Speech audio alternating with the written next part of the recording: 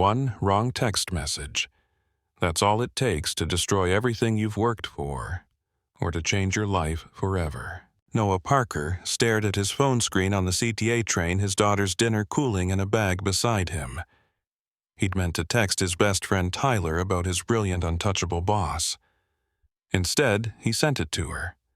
5 words he could never take back. My boss is so hot.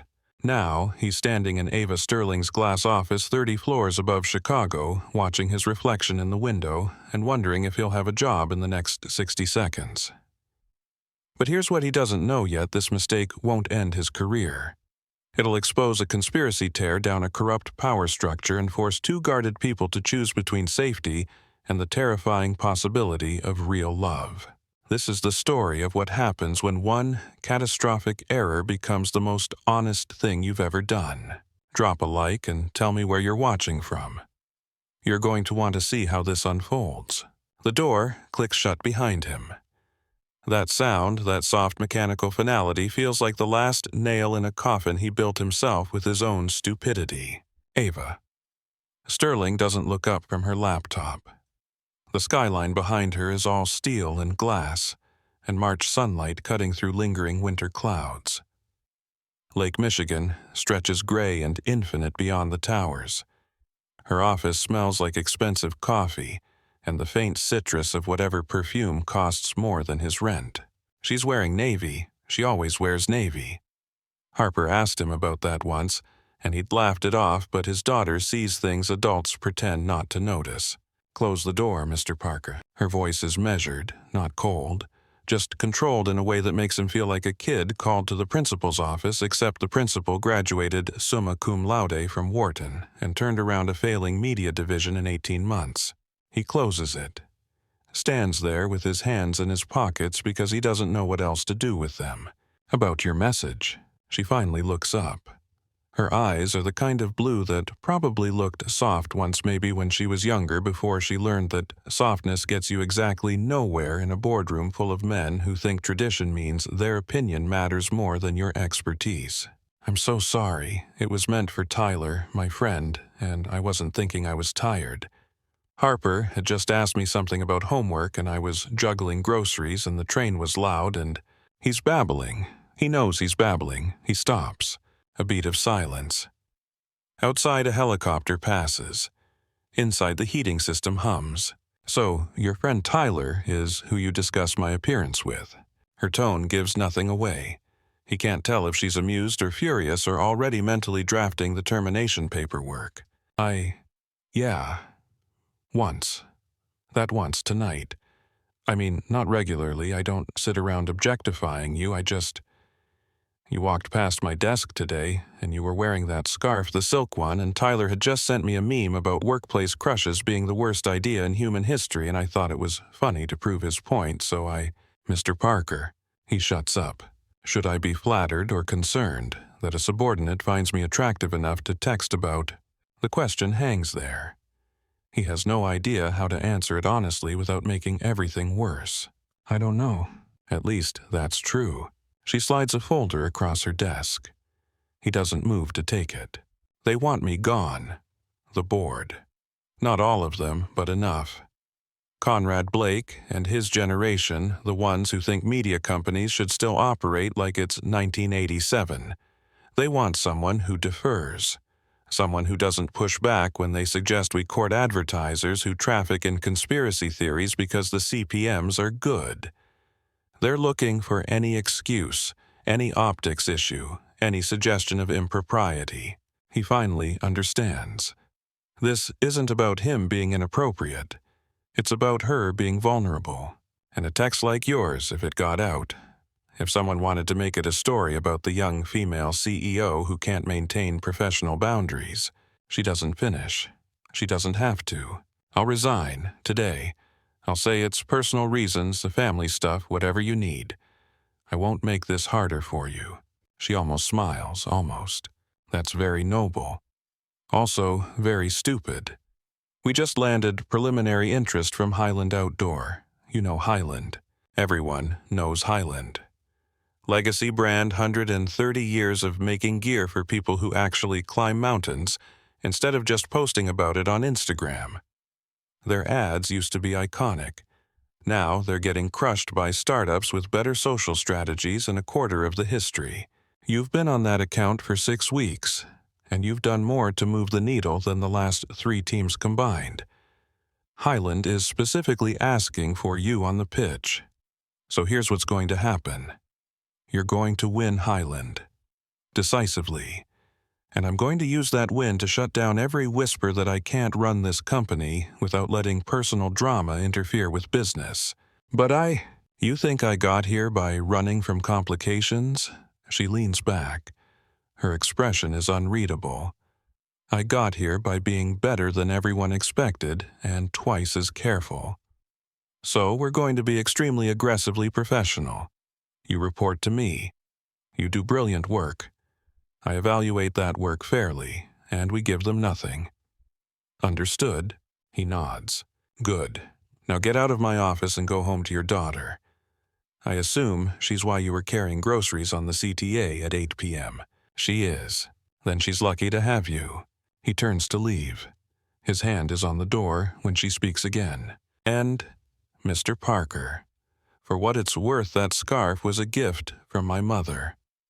She died when I was 26. I wear it on hard days. Today was a hard day. He doesn't know what to say to that. So he just nods again and leaves, and the elevator ride down feels like falling through space. His apartment in Logan Square is small but warm. Mismatched furniture from 3 different decades, a galaxy projector. Harper begged for last Christmas that turns the ceiling into a universe of stars. Art projects taped to the fridge in layers. There's a photo of Maya in a silver frame on the bookshelf. Harper has her mother's smile, that slightly crooked thing that made his heart stop the first time he saw it, and still does when his daughter laughs. Harper's at the kitchen table, spelling words for a test tomorrow. She's 8, but she reads like she's 12 and worries like she's 30. Dad, you're late. Did you get fired? Why would I get fired? You had that look. The look you get when something's weird. Nothing's weird, Bug. Just a long day. She narrows her eyes at him. Kids are like tiny detectives. They notice everything. Does your boss really wear blue every day? Most days. Why? Just wondering. She goes back to her spelling. He makes soup the kind from a can because it's already past bedtime and he's tired, and sometimes good enough is good enough. They eat together on the couch. She tells him about the science fair project she's planning, something involving volcanoes and chemical reactions. He listens and makes the right encouraging sounds and tries not to think about Ava Sterling's office or the folder she'd slid across her desk or the way she'd said that scarf was her mother's. Later, after Harper's asleep, he opens his laptop. There are emails from the Highland team. Questions about demographics about their core customer versus their aspirational customer, about how to honor legacy without looking like a museum piece. He thinks about what Ava said. Win Highland, decisively. He's going to do more than win it. He's going to make it impossible for anyone to question whether he belongs here. At Sterling Media, in Ava's glassed-in office 40 floors above the city, she's still working. The building is mostly empty now. Cleaning crews move through the halls with quiet efficiency. Her desk lamp makes a small pool of warm light in the darkness. There's a framed photo on her credenza. Her father, her mother. Herself at 20, before business school, before she learned that being brilliant wasn't enough if you were also young and female and unwilling to smile through condescension. Conrad Blake's latest email sits in her inbox like a landmine. The subject line reads Board Concerns. The body is 3 paragraphs of carefully worded suggestions that she might want to consider a more collaborative approach, that some members feel her style is too aggressive, that perception matters as much as performance. She knows what it really means. They're circling, looking for weakness. Her phone buzzes. A text from her college roommate, the one person who still calls her Ava instead of Ms. Sterling or ma'am. How was your day? She considers lying. Instead, she types the truth. Someone texted me that I'm hot. On accident. Now I have to figure out if that's a problem or just proof that I'm still human under all this armor. Her roommate's response comes fast. Was he cute? Ava looks at her reflection in the dark window. At 33, she's exactly who she worked to become. Competent, respected, lonely in ways she doesn't let herself think about because there's no time and no space and no room for wanting things that don't fit neatly into quarterly earnings reports. She doesn't answer the question. The next morning, Noah drops Harper at school. It's one of those early April days where Chicago can't decide if it's still winter or finally spring. The sky is bright, but the wind has teeth. Harper grabs her backpack, which is approximately half her body weight, and pauses at the car door. Love you more than, always, more than yesterday. It's their thing. The call and response that started the week after Maya died when everything felt impossible, and the only way forward was in tiny increments of more than yesterday, more than last week, more than the worst moments. She runs toward the school entrance, then spins back. Dad does your boss wear blue every single day. Go to school bug. She grins and disappears through the doors. At Sterling Media, the strategy room becomes Noah's second home. Whiteboards covered in notes. Half-empty coffee cups. The smell of dry erase markers and ambition. He's building something, not just a pitch, but a complete repositioning. The big idea crystallizes around 3 a.m. on a Wednesday. Highland's problem isn't that they're old. It's that they're letting nostalgia define them instead of propel them. Their competitors are selling aspiration to people who'll never climb anything higher than a corporate ladder. Highland should sell authenticity to people who actually do hard things. Built for forward. That's the tagline. Not built for the past. Not built for show. Built for the person who needs gear that works when it matters, who values function over flash, who understands that real adventure isn't about the photo you post, but the moment you live. The strategy builds from there. Pop-up experiential installations along the Riverwalk. Partnerships with local climbing gyms and trail running groups. A content series featuring real Highland customers, not influencers doing real things. Micro-targeted digital campaigns that treat outdoor enthusiasts like a community instead of a demographic. He works until his eyes burn. Until the sun comes up and the office starts filling with people, and he realizes he never went home. Ava finds him in the strategy room at 7:30 a.m. She's holding 2 coffees. She sets one on the table near his laptop without comment. You look terrible. Thanks. She studies the whiteboards. Her expression doesn't change, but he watches her eyes move across the concepts, the metrics, the creative brief. She's seeing it. He can tell. The pitch is Friday. You have 3 days to turn this into something the Highland team can't say no to. I know. Their director of marketing is particularly skeptical of agencies promising authenticity. She thinks it's a word people use when they can't deliver results. Then we show her results. Ava picks up a marker, adds a note to one of the whiteboards. A metric he hadn't considered. A proof point that makes the case stronger. The board meets next Tuesday. If Highland signs, that's ammunition. If they don't, Conrad will use it as evidence that I'm letting personal distractions compromise business judgment. There are no personal distractions. She meets his eyes. The moment stretches. There's something there, some current of acknowledgement that they're both pretending doesn't exist. Keep it that way, Mr. Parker. She leaves. He drinks the coffee she brought. It's exactly how he takes it, which means she noticed, which means she's been paying attention in ways that have nothing to do with performance reviews. Friday arrives like a deadline and a detonation. The Highland team sits on one side of Sterling Media's largest conference room. Their CEO, their CMO, their creative director all dressed in fleece and technical fabric like they just came from a trail run. On the other side, Sterling executives. Conrad Blake in the back watching everything with the expression of a man who knows how to weaponize disappointment. And Ava at the head of the table, perfectly composed. Noah stands. His hands are steady. His voice is clear. He's been presenting to rooms full of skeptics since he was 25 and learned that being underestimated is only a disadvantage if you let it be. He doesn't tell them what Highland is. He shows them what Highland could become. The presentation is all experience.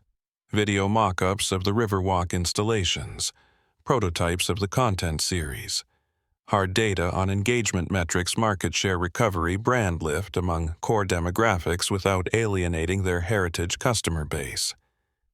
He shows them how to be bold without abandoning who they are, how to grow without selling out. The Highland CMO leans forward. Her eyes are bright. She's seeing it. Conrad interrupts halfway through. This feels risky. Highland has spent over a century building brand equity on tradition. Why would they gamble that on experiential marketing to millennials who'll forget them the moment someone offers them a better Instagram aesthetic? Ava's voice cuts through before Noah can respond. They're not gambling on millennials. They're investing in people who actually climb mountains. People who buy gear based on whether it'll keep them alive at altitude, not whether it'll get them likes. That's not risk. That's returning to what made Highland matter in the first place. She doesn't look at Noah. She doesn't have to. The message is clear. She's not just defending the work, she's defending him. The pitch continues. By the end, the Highland CEO is nodding. Their creative director is taking notes. Even their skeptical CMO is smiling. We'll need to discuss this internally. But I'll be honest, this is the first pitch that hasn't felt like someone trying to turn us into something we're not. You're giving us a path to evolve while staying Highland. That matters. They shake hands. Professional, careful. Noah watches them leave and feels the adrenaline start to fade, replaced by exhaustion and something close to hope. Conrad catches him near the espresso machine 10 minutes later. Enjoy the win. Just don't mistake professional courtesy for friendship. And don't confuse Ms. Sterling's defense of your work with anything more personal. She's protecting the company, not you. Remember your place, Mr. Parker. His tone is pleasant. His meaning is poison. I'm not sure what you're implying. Conrad smiles. It doesn't reach his eyes. I'm not implying anything. Just offering advice. Boundaries exist for a reason. In business, in life, best to remember that. He walks away. Noah stands there holding a tiny espresso cup and feeling like he's been warned off something he didn't even know he was approaching. Ava finds him in the hallway 20 minutes later. The building is quieter now. Most people have left for the weekend. Dinner. To celebrate Highland. Bring Harper. That's not kid-friendly. I'm surprisingly competent with 8-year-olds. 7 p.m. I'll text you the address. She's gone before he can argue. The restaurant is warm light and paper-covered tables where kids can draw while they wait. Not fancy. Just good. Harper zeroes in on Ava immediately the way kids do when they sense someone who'll treat them like a person instead of a prop. You're my dad's boss. Ava doesn't miss a beat. That's right. And your dad is annoyingly good at his job. He messes up his laundry. Everyone has weaknesses. Harper grins. She likes Ava. Noah can tell. His daughter has been careful with adults since Maya died, cautious about letting people in, but something about Ava's directness puts her at ease. They talk about the science fair project. Ava asks genuine questions. She doesn't condescend. She doesn't pretend to find volcanoes more interesting than she actually does. She just listens, and Harper blooms under the attention. A server drops a tray of mac and cheese. The crash is spectacular. Harper and Ava both laugh, and the sound is so natural, so unguarded, that Noah feels something crack open in his chest. Outside, near their cars, the snow is piling up again. April in Chicago is a joke that never gets old. Harper's incredible. Ava says it quietly, almost carefully. She is. She's the reason I kept going when keeping going felt impossible. They're hovering on some edge. Not crossing it, not yet, but aware of it in a way that makes the cold air feel charged. Then we're back to work on Monday, and everything returns to its careful equilibrium. The space between what is and what could be measured in inches, and professionalism, and all the reasons why complicated is another word for dangerous. Monday morning arrives with the news everyone expected, but nobody wanted to predict out loud. Highland signs. Not just the campaign Noah pitched, but a 2-year partnership with options to extend. The contract is the kind of win that changes fiscal quarters and validates entire strategies. The office buzzes with it. People who barely acknowledged Noah's existence last month now nod at him in the elevator. Someone from accounting actually learns his name. Ava calls a team meeting. She's precise about credit. She names everyone who contributed, breaks down exactly what each person brought to the table, makes it clear that wins like this are collective, even when one person carries the creative vision. But she also doesn't diminish what Noah built. She lets the work speak.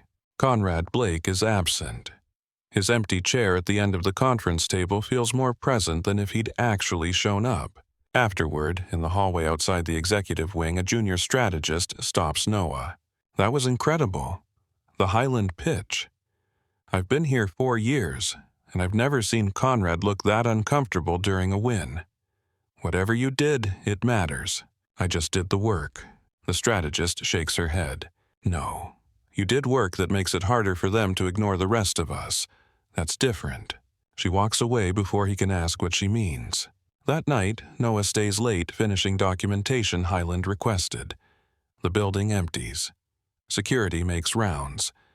The city beyond the windows shifts into its after-hours rhythm, all neon and movement and lives being lived in 1,000 directions at once. He doesn't hear Ava approach until she's standing in his doorway. "You're still here. Highland wants the content calendar by Wednesday. I'm just getting ahead of it." She leans against the doorframe. She's taken off her blazer, loosened the careful structure she wears like armor. She looks almost human. "You don't have to prove anything else. You won." They signed. Conrad can't touch that. He doesn't look up from his laptop. Can't he? A pause. Then she steps into his office and closes the door. Not all the way. Just enough that passing security won't assume they're having the kind of conversation that needs reporting. "What did he say to you at the espresso machine?" Noah finally looks at her. "That I should remember my place. That you're protecting the company, not me. That boundaries exist for reasons." Ava's jaw tightens. It's the first crack in her composure he's seen since the night she told him about her mother's scarf. Conrad spent 20 years at this company watching mediocre men get promoted over brilliant women because they knew the right golf courses and the right handshakes. When my father brought me in, Conrad smiled and called me kiddo and suggested I start in marketing coordination. When I rebuilt an entire division he'd nearly destroyed through negligence, he told the board I was aggressive. When I pushed back on ad partnerships with sites spreading vaccine misinformation, he said I was letting politics interfere with profit. She's not looking at Noah anymore. She's looking past him at something only she can see. He wants me gone because I won't pretend his way of doing business is the only way. And he'll use anything, any optics issue, any suggestion that I'm not completely focused, any hint that my judgment might be compromised. I won't be your liability. She meets his eyes then. Something flickers in her expression.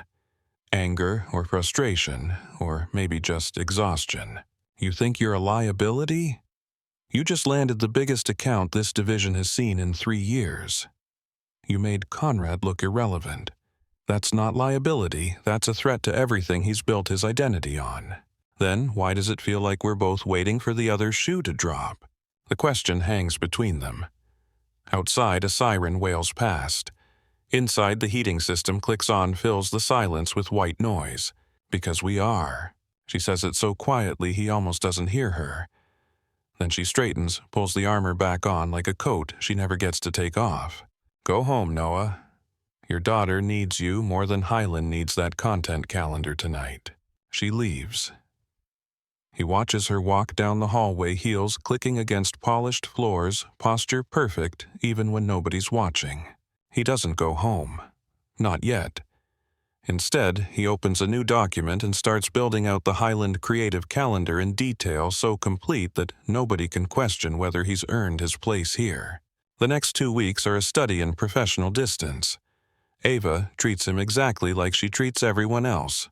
Fair. Demanding. Impossible to read. They have 3 meetings about Highland execution. She pushes back on 2 of his ideas and approves 4 others, and never once lets her expression suggest anything beyond strategic evaluation.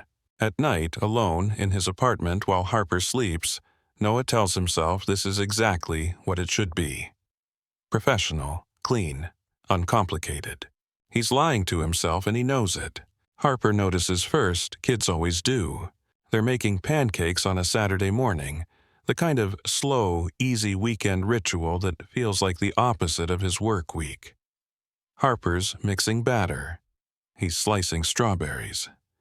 NPR plays softly from the speaker on the counter. You think about her a lot. Who? Harper gives him a look that says she's 8, not stupid. Your boss. Ms. Sterling. You get this expression when you talk about work now, like you're solving a puzzle but also kind of happy about it. I like my job, that's allowed. It's different than before. She's right. It is different. Everything's different. He just doesn't know how to explain that to his daughter without explaining things he doesn't understand himself. People change. Jobs change. It's all good change, Bug. Promise. She accepts this with the easy faith of children who still believe their parents when they say things will be okay. He wishes he had that kind of certainty about anything. That afternoon, Harper's friend group meets at the climbing gym. It's a new routine, something the school counselor suggested after Maya died. Physical activity. Social connection. Building confidence through literal and metaphorical challenges. Noah watches from the parent area as Harper scales a wall designed for kids her age. She's fearless in ways that terrify and inspire him in equal measure. Reaches for holds that seem impossible. Trusts her body to do things his anxiety tells him are dangerous. She's almost to the top when her foot slips. It happens fast. One moment she's climbing, the next she's falling. The safety harness catches her, but she swings hard into the wall. Her cry of pain cuts through the gym noise like a knife. Noah's moving before he thinks. He's there when the instructor lowers her down. Her wrist is already swelling. She's crying, but trying not to, trying to be brave because that's what she does. That's what she's done since she was 6, and her mother died and her whole world became about being strong enough not to break. Hey, it's okay. We're going to get this checked out. You're okay. But she's not okay. Her wrist is fractured. Not badly, the ER doctor says. Clean break. 6 weeks in a cast. Could have been worse. Noah sits beside her hospital bed while they wait for the orthopedist to come do the final casting. Harper's dozed off exhausted from crying and adrenaline crash. He texts Tyler to let him know what happened. Then, without quite deciding to, he texts Ava. Harper broke her wrist at the climbing gym. We're at Northwestern. She's okay, but it's been a day. He doesn't expect a response. It's Saturday evening. She has no obligation to care about his daughter's injury beyond the bare minimum of professional courtesy. His phone buzzes 30 seconds later. Family first. Update me when you can. 3 hours later, they're home. Harper's set up on the couch with the galaxy projector turning the ceiling into stars, and a movie queued up and enough pillows to build a fort. She's exhausted, but calm. The pain medication helps. Noah's making tea when someone knocks. He's not expecting anyone. For a wild second, he thinks maybe it's Tyler, though Tyler would text first. He opens the door. Ava Sterling stands on his threshold, holding a small gift bag, looking suddenly uncertain in a way he's never seen her look in the office. I brought... She stops, starts again. I wasn't sure what 8-year-olds with broken wrists need, so I brought options. You didn't have to come. I know. She doesn't move. Neither does he. The moment extends awkward and genuine and nothing like their careful office choreography. Harper's voice floats from the couch. Dad, who is it? It's Ms. Sterling, Bug, my boss. Tell her to come in. It's cold. Ava's mouth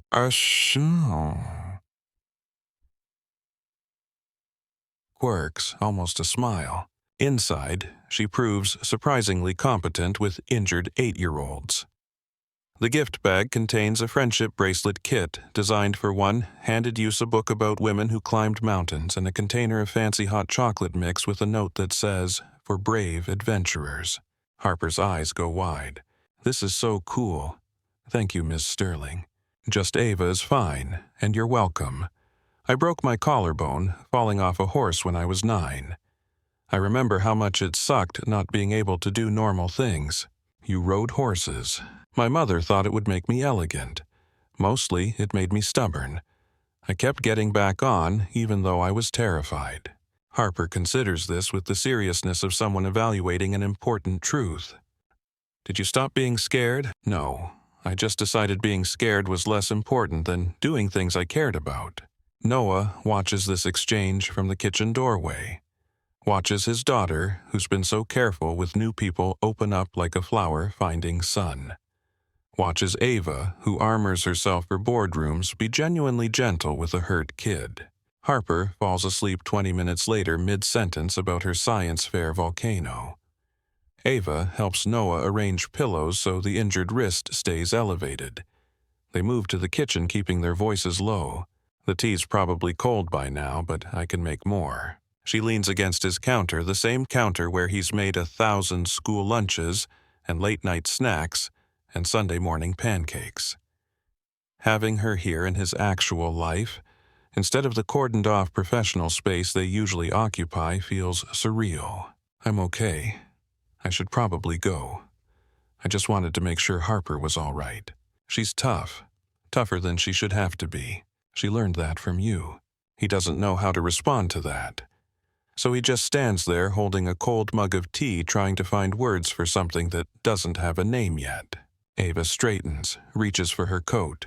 "I shouldn't have come. Not really. It's not appropriate. You're my employee. Harper's a child. There are boundaries, and I'm glad you came." The words stop her. She turns. Noah. It's the first time she's used his first name outside the office. The first time she's let that particular wall drop. "I like you. Not as my boss. Not as Ms. Sterling. As you. I've been trying not to. I've been trying to be professional and appropriate and all the things Conrad would use against you if he knew.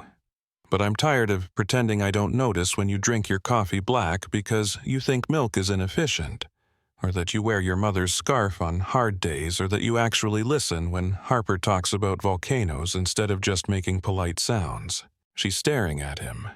Not moving. Just staring like he said something in a language she forgot she knew. "I like you too. Since before the text. Since that team meeting in January when you called out the Highland team's previous agency for phoning it in, and you did it so carefully that nobody could claim you were being harsh, but everyone knew you were right. I went home that night and thought about you for 3 hours, and hated myself for it. Because you report to me and I have enemies waiting for any excuse, and I don't get to want things that could compromise everything I've built. The confession hangs between them, raw, real, terrifying. So what do we do?" She shakes her head, not in answer, in uncertainty. "I don't know. I've spent my whole career being smarter than everyone expects, careful enough that they can't find weaknesses. And now I'm standing in your kitchen wanting to stay and knowing I should leave, and I have no idea which choice is the right one." Harper makes a small sound from the couch, not awake, just shifting in sleep. The moment breaks. "I should go." Ava says it, but doesn't move. Noah takes a half-step toward her, then another. Close enough that he can see the exact shade of blue in her eyes, close enough to count her heartbeat in the pulse at her throat. If this were different. If we were different people in a different situation. But we're not. No, we're not. She touches his hand. Just for a second. Fingertips to knuckles. A point of contact that means everything and nothing and something they can't afford to name. Then she's gone. The door closes softly. Noah stands in his kitchen listening to footsteps fade down the hallway and wondering when exactly his life became an equation he doesn't know how to solve. Sunday passes in a haze of cartoons and leftover pizza and keeping Harper comfortable. She's a champion patient, asking for things only when she really needs them, trying to be independent even with one arm in a cast. Monday morning, Noah's phone rings while he's helping Harper brush her teeth one-handed. Unknown number. He almost doesn't answer. Mr. Parker, this is Miss Patel from Lincoln Elementary. His stomach drops. Is Harper okay? She's fine. I'm calling about an incident on Friday, before the climbing gym. There was a situation with another student. What kind of situation? Miss Patel's voice goes carefully neutral, the tone educators use when they're about to tell you something you won't want to hear. Harper was in the library during lunch. Another student, Ryan Chen, made some comments about her mother, about how Harper's mom was gone, and that made Harper different. Harper told him to stop. When he didn't, she took his book and threw it across the library. Noah closes his eyes. Was anyone hurt? No. But library books aren't meant to be projectiles. And while we understand Harper was provoked, we have a zero-tolerance policy for, I'll talk to her, it won't happen again. After the call ends, he sits Harper down. She looks miserable. I'm sorry, he was being mean and I got mad. What did he say exactly? That you're probably going to marry Ms. Sterling because she came to the hospital, and that means I'll have a new mom who probably won't even like me. Noah feels something crack in his chest. Bug. First, Ms. Sterling came to the hospital because she's a kind person, not because we're getting married. Second, nobody's replacing your mom, ever. And third, anyone who got to know you would be lucky. You're incredible. But what if you do like her, like her? There it is. The question underneath the question. The thing Harper's been circling for weeks. Would that be okay with you? If I liked someone, eventually. Harper thinks about this with the gravity of someone 3 times her age. I guess. If they're nice to you. And if they don't pretend to like volcanoes when they think volcanoes are boring. Noted. Is Miss Sterling nice to you? She's very professional. That's not what I asked. He can't lie to his daughter. He's never been able to lie to his daughter. Yeah, she's nice to me. Harper nods, satisfied. Crisis resolved in the simple way only kids can resolve things. Okay. But if you marry her, can I still have my own room? Nobody's getting married, Bug. But if then yes. Your own room, always. At work, everything returns to its careful equilibrium. Or tries to. Noah keeps his head down, executes Highland's content calendar, flawlessly avoids being alone with Ava in any context that could look problematic. It lasts exactly 4 days. Thursday afternoon, Conrad requests a meeting with Ava. Noah only knows because Elena from HR mentions it in passing, her expression tight with something that looks like concern. Do you know what it's about? Elena glances around, lowers her voice. I can't discuss personnel matters, but if I were you, I'd document everything. Every meeting, every email, every conversation, times, dates, witnesses, everything. The warning is clear even if the details aren't. That night, Noah gets a text from Ava. Just a time and a location. An address in River North. Not her office, not his apartment. Neutral territory. He finds her at a wine bar that's trying too hard to be sophisticated. She's in the back corner, already halfway through a glass of something red. Conrad's making his move. He went to the board with concerns about judgment, about optics, about me visiting your apartment while you had a family emergency. How does he know about that? Someone saw me leave your building. A neighbor, probably. Or maybe he's actually having me followed. Either way, he's framing it as evidence that I can't separate personal from professional. But nothing happened. She laughs. It's bitter. Doesn't matter. The appearance is enough. He's calling for an ethics review. Wants HR to investigate whether there's been any inappropriate relationship between us. Whether I've shown you favoritism. Whether the Highland win was legitimate or just me helping someone I'm personally involved with. That's insane. I won Highland because the work was brilliant. You can verify every metric, every deliverable, every... I know. She cuts him off. I know the work is solid. But Conrad doesn't need it to not be solid. He just needs enough smoke that the board starts questioning my judgment.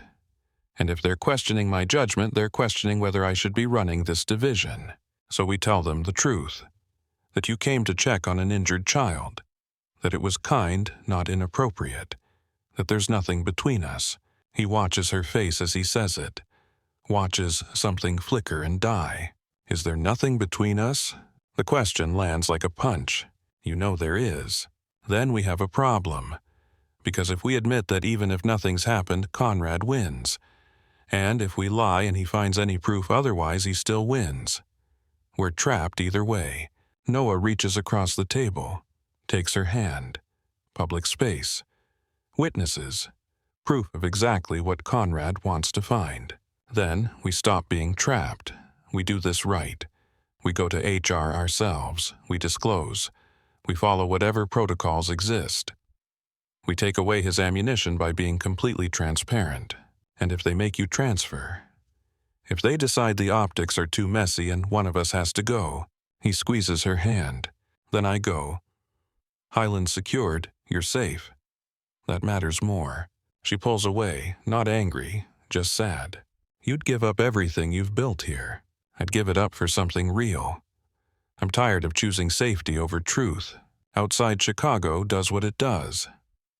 Lives layering on top of lives. 1 million people making 1 million choices about what they're willing to risk for what they want. Ava sits there in the dim light of an overpriced wine bar, and Noah watches her decide whether to be brave or careful, whether to trust that honesty might be worth more than protection. Finally, she nods. Monday.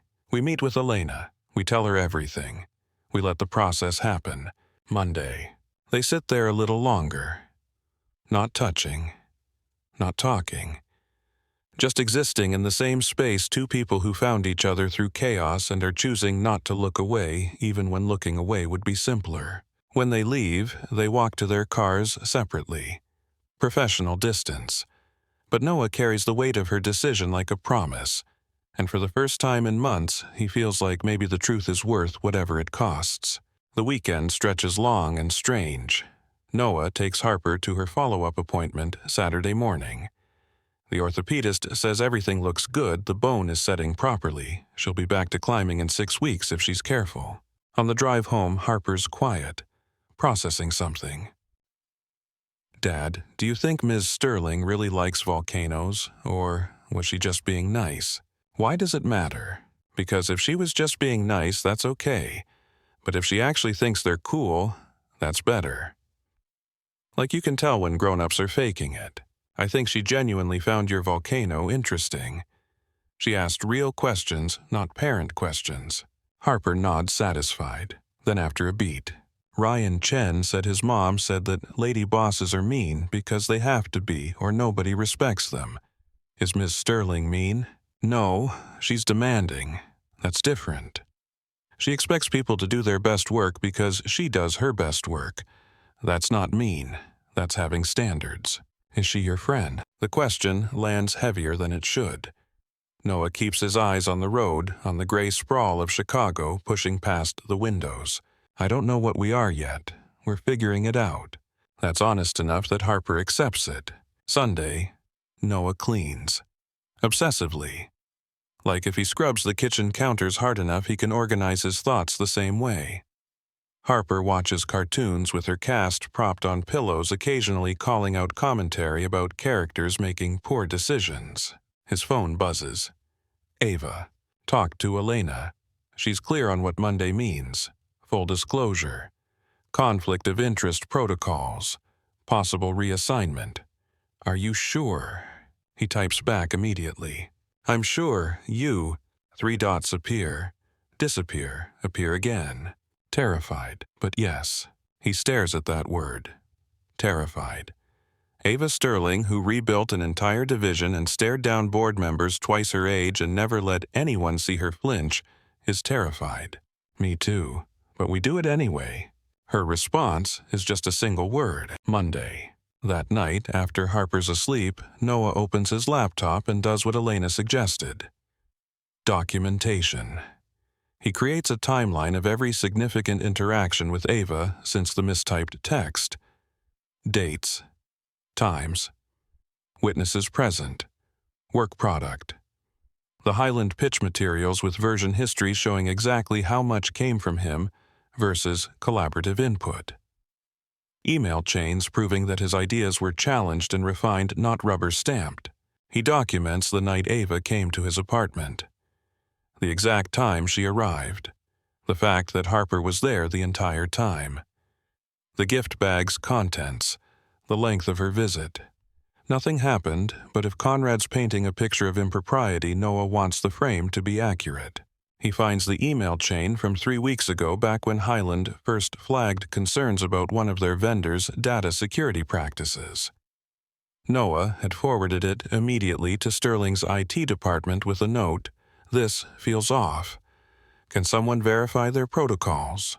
IT had run checks, found irregularities in how that vendor handled client data, found metadata trails suggesting information was being routed through unauthorized channels. Noah had pushed Highland to pause that vendor relationship until Sterling's security team could do a full audit.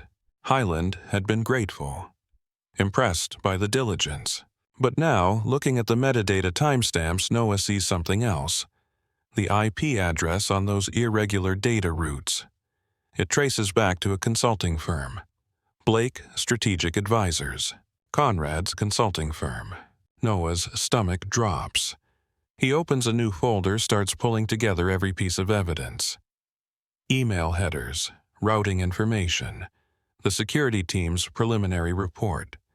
He copies it all, stores it in 3 separate locations, sends an encrypted file to Tyler with a note.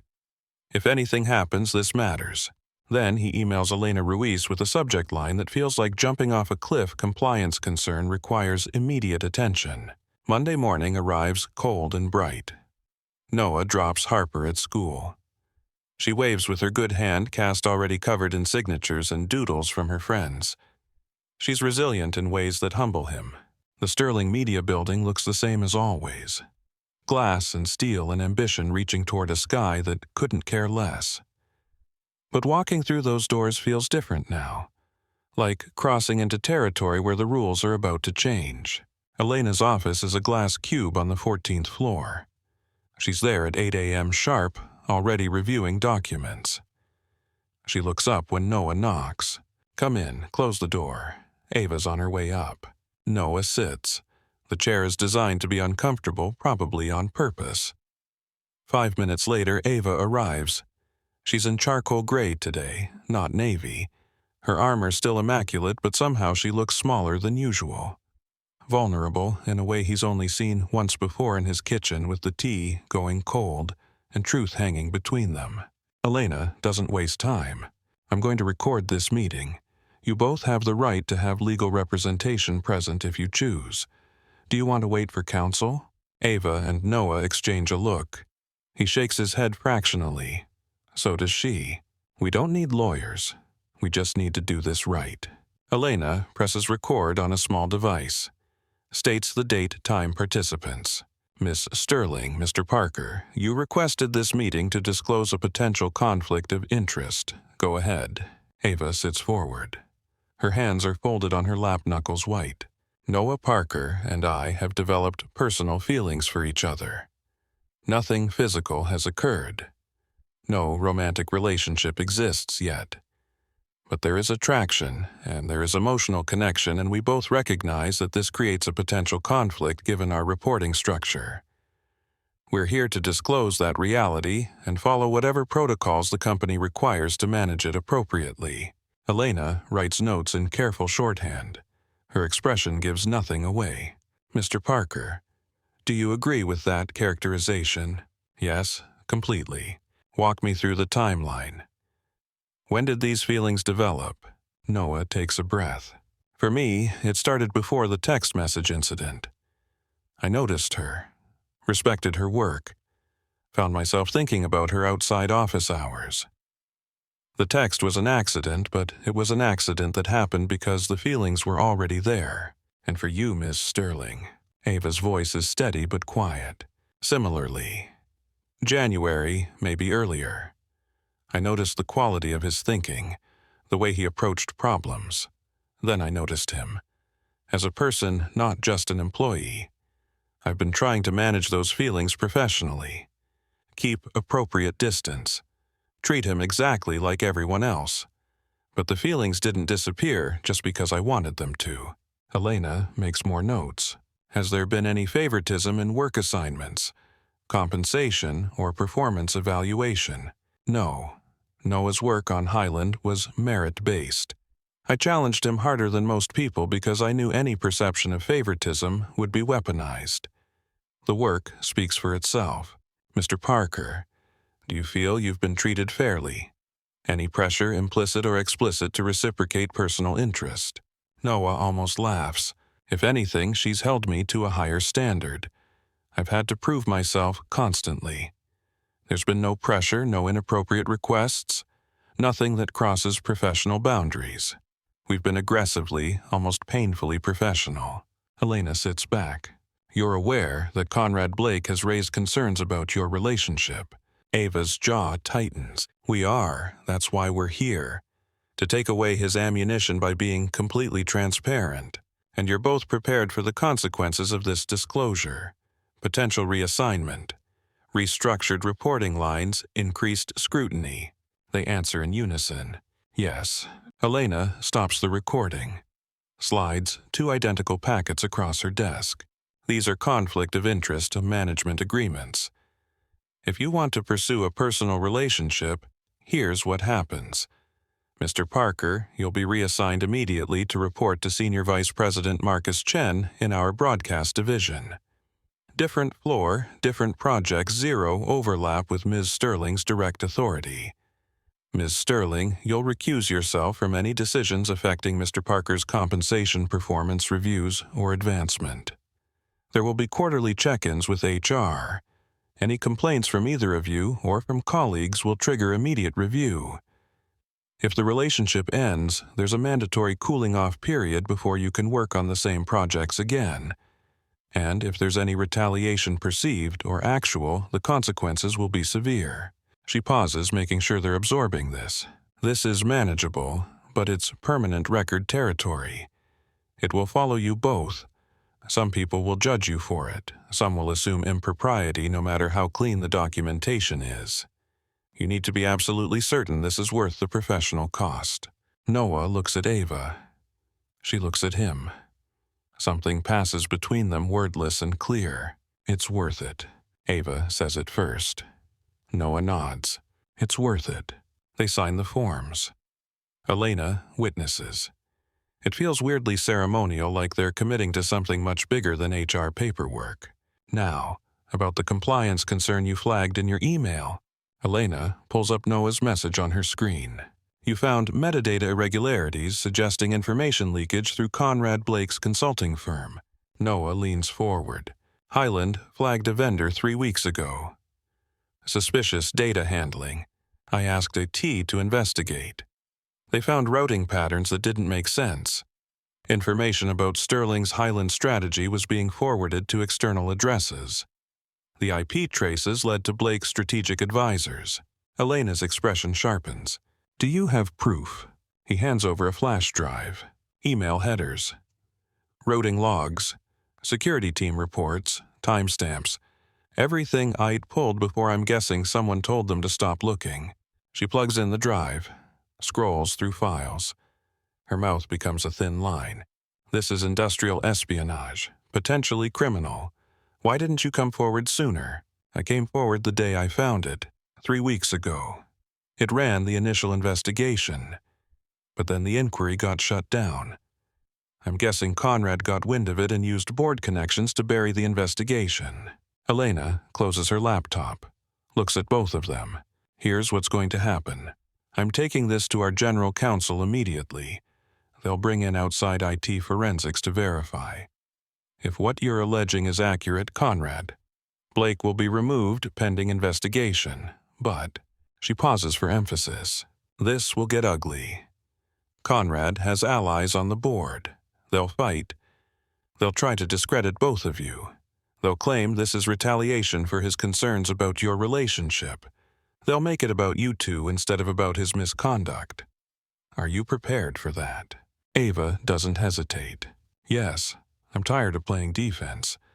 If he wants to burn it all down, he can burn with it. The meeting ends. Noah and Ava walk to the elevator in silence. They're alone in the car going down. 14 floors of quiet. On floor 8, Ava hits the emergency stop button. The elevator lurches to a halt. An alarm sounds somewhere distant. What are you? She kisses him. It's not gentle. It's desperate and certain, and every bit of pressure they've been holding back for months. His hands find her waist. Hers find his collar. They're pressed against the elevator wall, breaking every rule they just promised to follow carefully, and neither of them cares. The alarm gets louder. Someone will come check. They break apart, breathing hard. That was wildly inappropriate. He's grinning. Completely unprofessional. She hits the button to restart the elevator. They straighten their clothes, try to look like they weren't just making out in a stopped elevator like teenagers. For the record, that's the first time. Before today. Nothing physical happened before this moment. Noted, also noted I really want to do it again. The elevator doors open on the lobby. Marcus Chen is standing there, probably responding to the stopped elevator alarm. He looks at them. Looks at Ava's slightly smudged lipstick. Looks at Noah's untucked shirt collar. Welcome to Broadcast Division, Parker. I expect this level of chaos is about to become my problem. Noah can't tell if he's annoyed or amused. I'm usually very professional, sir. Marcus snorts. Sure you are. Ava, the emergency board meeting is in an hour. Conference room A. You'll want to fix your face first. She touches her lips, realizes the lipstick situation, and has the grace to look embarrassed. Thank you, Marcus. He walks away, shaking his head. Ava and Noah stand in the lobby. People flow around them. The city, visible through floor-to-ceiling windows, indifferent to their small dramas. I have to go prepare. Elena's presenting the findings to the board. I know. This could go very badly. I know that too. She touches his hand. Quick, public, deliberate. Thank you for choosing truth over safety. Always. She walks toward the elevator bank. He watches her go. This woman who decided that being real mattered more than being careful. And he thinks about Maya, about the promise he made at her funeral that he'd teach Harper to be brave. About how courage looks different than he expected. Less about grand gestures, more about small choices to stop hiding. His phone buzzes. Tyler. Dude, what the hell is happening? Someone from Sterling Media just called my office asking if I can verify timeline details about some text message. Are you in trouble? Noah types back. Long story. Might be in trouble. Might be exactly where I need to be. I'll call you tonight. Tyler's response is immediate. You're being weird. I'm worried. Don't be. For the first time in 3 years, I'm not just surviving. I'm actually living. He heads to the broadcast division floor to meet his new boss, to start untangling his work from Ava's direct oversight, to begin the complicated process of being with someone while maintaining professional boundaries. His phone buzzes again. Harper's school. His heart rate spikes, but it's not an emergency. Just Ms. Patel checking in about Harper's adjustment with the cast. She's doing great. Made a joke about being part robot now. The other kids think it's cool. Tell her I'm proud of her. I think she knows. But I'll tell her anyway. Noah takes the stairs instead of the elevator. Needs the physical movement, the reminder that his body exists in space, that this is real and happening and terrifying and exactly right. Somewhere above him, Ava's walking into a conference room full of people who will decide whether truth matters more than tradition. Whether integrity beats connections. Whether two people choosing honesty over convenience is brave or just stupid. He doesn't know which way it'll fall, but he knows they chose right. That has to count for something. On the 19th floor, Marcus Chen's assistant shows him to a temporary desk. It's smaller than his old space, tucked in a corner with a view of the next building's ventilation system instead of the skyline. It's perfect. He opens his laptop, starts transitioning Highland files to his new setup. His phone lights up with a message from Ava. No words, just a photo. The view from Conference Room A, Lake Michigan, stretching gray and endless. The city spread below, and in the glass reflection her face determined and scared and ready. He saves the photo, sends back a single word. Warrior. Her response comes immediately. Don't make me cry before this meeting. Too late. 3 laughing emojis. Then, win or lose, we did it right.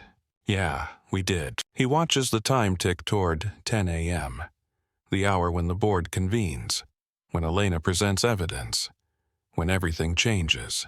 Harper's cast has a drawing of a volcano on it, purple and orange erupting with glitter. Ava helped her add the glitter that afternoon in his apartment when the world shifted on its axis, and they both started falling towards something that looked like trust.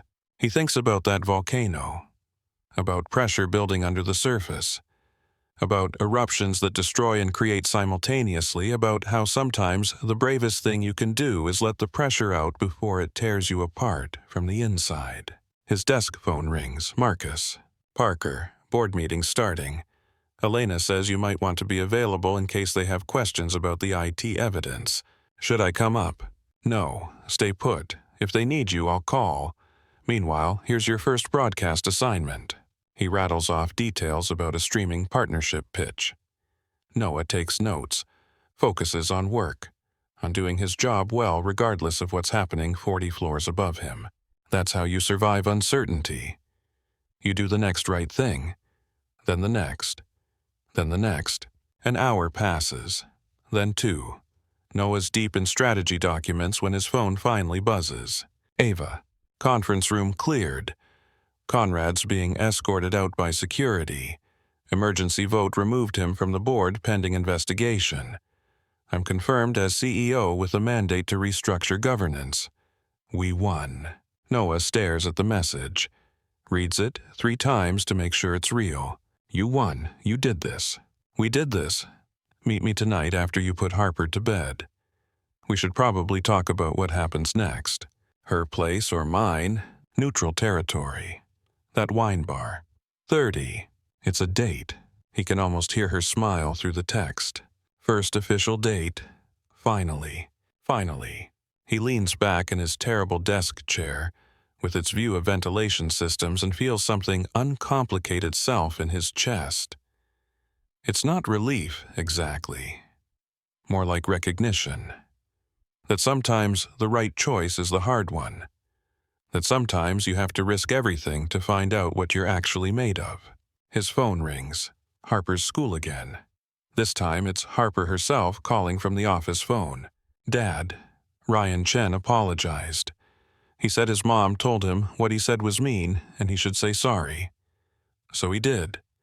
And then we worked on fractions together. That's great, Bug. Are you happy? You sound happy. I am happy, really happy. Good, you should be happy more. Working on it. Okay. Love you more than yesterday. Always more than yesterday. She hangs up. Noah sits there in the broadcast division's terrible corner desk and thinks about the architecture of a life. How you build it piece by piece. How sometimes you have to tear down walls to make room for doors. How his daughter deserves to see him choose love over fear, even when it's complicated. Especially when it's complicated. The rest of the day passes in work. Real work. Challenging work. Marcus Chen turns out to be brilliant and demanding and zero tolerance for mediocrity. It's going to be good here. At 6, Noah leaves. Picks up Harper from after-school care. They stop for tacos on the way home.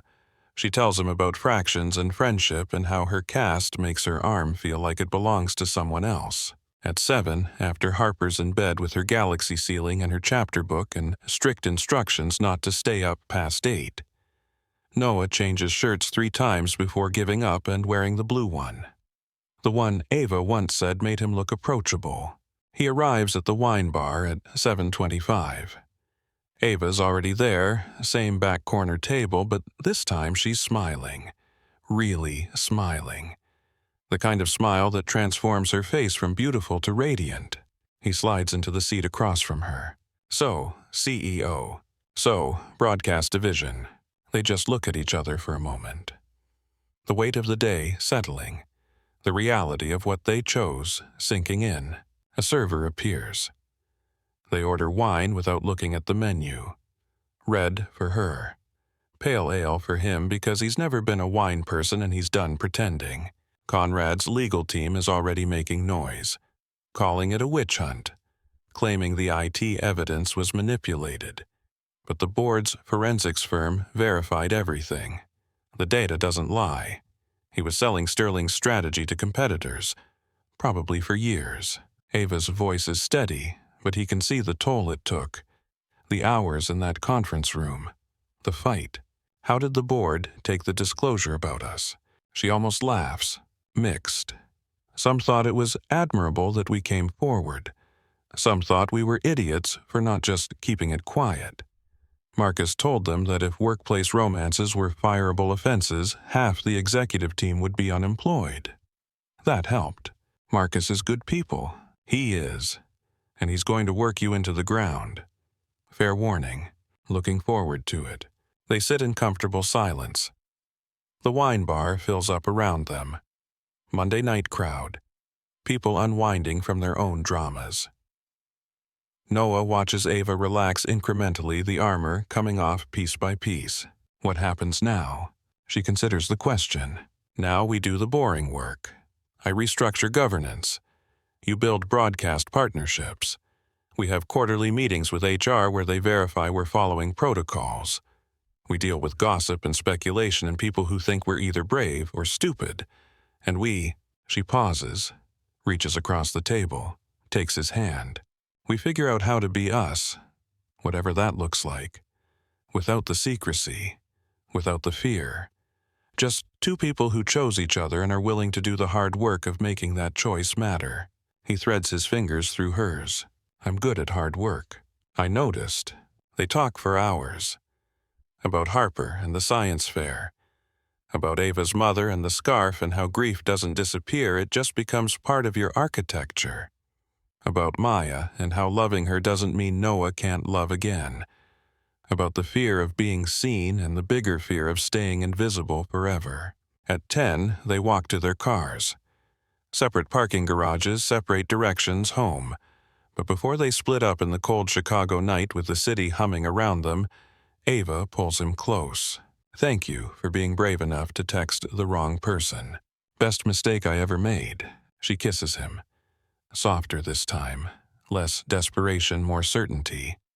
Then she pulls back, touches his face, and says the thing he didn't know he needed to hear. Your daughter is incredibly lucky. And so am I. She's gone before he can respond. He stands there watching her taillights disappear into traffic, thinking about luck and choice, and how sometimes they're the same thing. His phone buzzes. Tyler. Still alive. Barely. Also, possibly falling in love. Not sure which is scarier. Tyler's response is immediate. Both. Definitely both. Coffee tomorrow. You're explaining everything. Deal. Noah drives home through streets he's driven 1,000 times. But tonight they look different. Brighter somehow. Like choosing truth flipped some switch in how he sees the world. Harper's asleep when he gets home. He checks on her anyway. Adjusts her galaxy projector. Makes sure her cast is elevated. Stands there in the doorway, watching his brave, brilliant daughter sleep, and promises her and Maya and himself that he'll keep choosing courage. Keep choosing real. In his own bed before sleep takes him, he thinks about tomorrow. About the board meeting Ava will lead. About the projects Marcus will throw at him. About the life they're building that includes honesty and complexity. And two people refusing to make love simple just because simple would be easier. He thinks about his mistyped text. 5 words that changed everything. My boss is so hot. He meant it then. He means it now. But now he also means 1,000 other things. My partner is brilliant. My person is brave. The woman I'm falling for chose integrity over convenience and made me want to do the same. His last thought before sleep is Harper's question from the morning. Are you happy? Yeah, Bug. For the first time in years, I really am. The emergency board meeting is scheduled for Tuesday morning. 10 a.m., conference room A on the 40th floor. The one with the view that makes visitors from smaller companies visibly uncomfortable. Noah spends Monday night preparing. Not his evidence that's already documented and copied and secured in multiple locations. He's preparing himself for the reality of standing in front of people who control his career and Ava's future and calling out someone with decades of institutional power. Harper notices at breakfast. Dad, you're doing the thing where you stir your coffee but forget to drink it. Am I? She nods solemnly. You do it when you're worried. Are you worried? A little. I have to do something hard today. Something that matters. Is it scary? Very. She considers this while spreading peanut butter on toast with her good hand. Mom used to say brave isn't not being scared. Brave is being scared and doing it anyway. Something cracks open in his chest. Maya. Still teaching him things through their daughter's perfect memory. Your mom was the smartest person I ever knew. I know. She told me that all the time. He laughs despite the weight pressing on his lungs. Drops Harper at school. Watches her run toward the entrance cast covered in increasingly elaborate drawings. She turns back when Waves mouths something that looks like you got this. He hopes she's right. Sterling Media. At 9:30 a.m. is controlled chaos. People moving with purpose toward meetings, toward deadlines, toward the thousand small battles that make up corporate life. Noah takes the elevator to 40. His new desk and broadcast is on 19, but today he's going higher. Elena meets him outside conference room A. You're early. Couldn't sleep. She studies him. Her expression is impossible to read. What you're about to do will have consequences. Conrad has friends on this board. Powerful friends. Even if the evidence is irrefutable, some of them will never forgive you for exposing him. I know, and you're doing it anyway.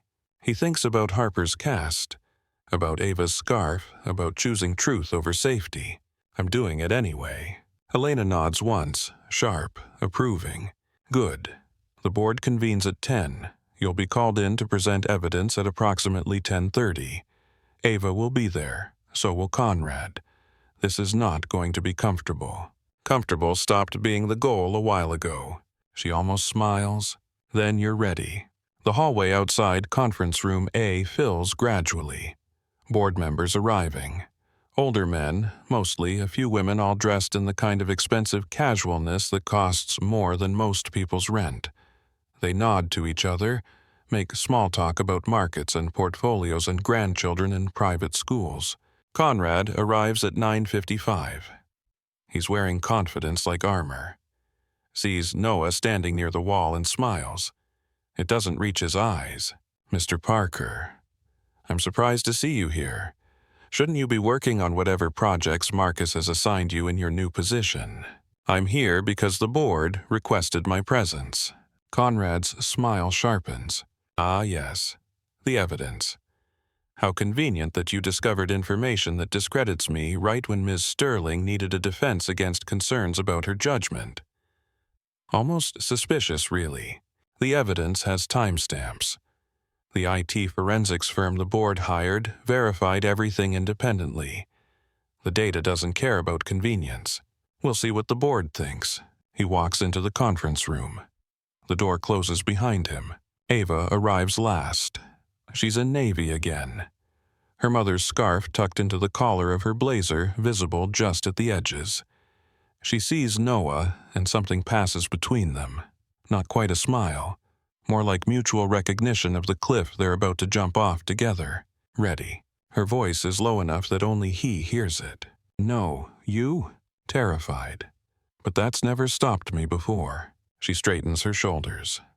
Becomes the version of herself that rebuilt divisions and stared down men who thought she was decorative. Then she walks into conference room A, and Noah is alone in the hallway with Elena and the weight of what's coming. 25 minutes pass like hours. Noah can hear voices through the door. Formal, procedural, the rhythm of business being conducted by people who've done this 1,000 times. Then Elena's phone buzzes. She reads the message. They're ready for you. The conference room is all glass and power. 15 board members around a table that probably costs more than Noah's annual salary. Lake Michigan beyond the windows gray and infinite under March clouds.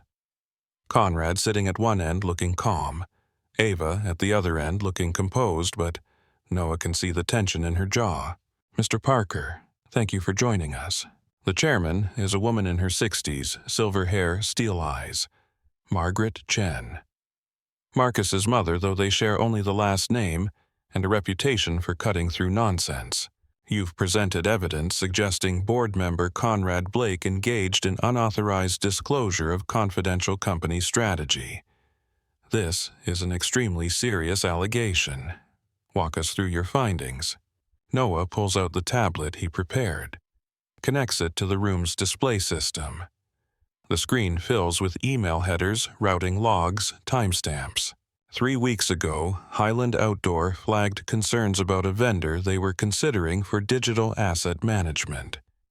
The vendor's data security protocols seemed inconsistent. I forwarded these concerns to Sterling's IT department per standard practice. He advances to the next slide. Network routing diagrams. IT he investigated. They found that information about Sterling's Highland strategy, including campaign concepts, budget allocations, and competitive positioning, was being forwarded to external email addresses. The routing pattern was sophisticated, but not sophisticated enough. The IP addresses traced back to Blake's strategic advisors. Conrad leans forward. This is absurd. I run a consulting firm. We have hundreds of clients. IP addresses can be spoofed. This proves nothing. Noah advances to the next slide. Email headers with metadata intact. These emails originated from your office, specifically from your administrative assistant's workstation. The timestamps correspond to meetings where Highland strategy was discussed. Within hours of those meetings, detailed summaries were sent to Highland's primary competitor Summit Gear, who coincidentally also happens to be a Blake Strategic Advisor's client. He pulls up financial records, public filings. Summit Gear pays Blake Strategic Advisors a monthly retainer of $50,000. They also paid a bonus of $200,000 in February, 1 week after receiving details about Sterling's Highland pitch that would have cost them a major account. The room goes silent. Margaret Chen's expression could cut glass. Mr. Blake, how do you respond to this? Conrad's composure cracks slightly. My firm provides strategic consulting. That's not illegal. If Sterling's security is so poor that information leaks, that's a Sterling problem, not a Blake problem. Noah advances to the final slide. An email exchange. This is from your personal email to Summit Gear's CEO. Dated March 3rd, you wrote, "Attached is the full Sterling Highland strategy. Use it wisely. And remember our arrangement when contract renewal comes up." He looks directly at Conrad. You weren't consulting. You were selling confidential information to a competitor. That's not poor security. That's industrial espionage. Conrad stands abruptly. This is a setup. A fabrication designed to discredit me because I raised legitimate concerns about Ms. Sterling's inappropriate relationship with a subordinate. Margaret Chen's voice cuts through. Sit down, Mr. Blake. He sits, but his face is red, angry in a way that makes Noah's instincts scream danger. Ms. Sterling. Do you have knowledge of this alleged relationship Mr. Blake references? Ava stands. Every eye turns to her.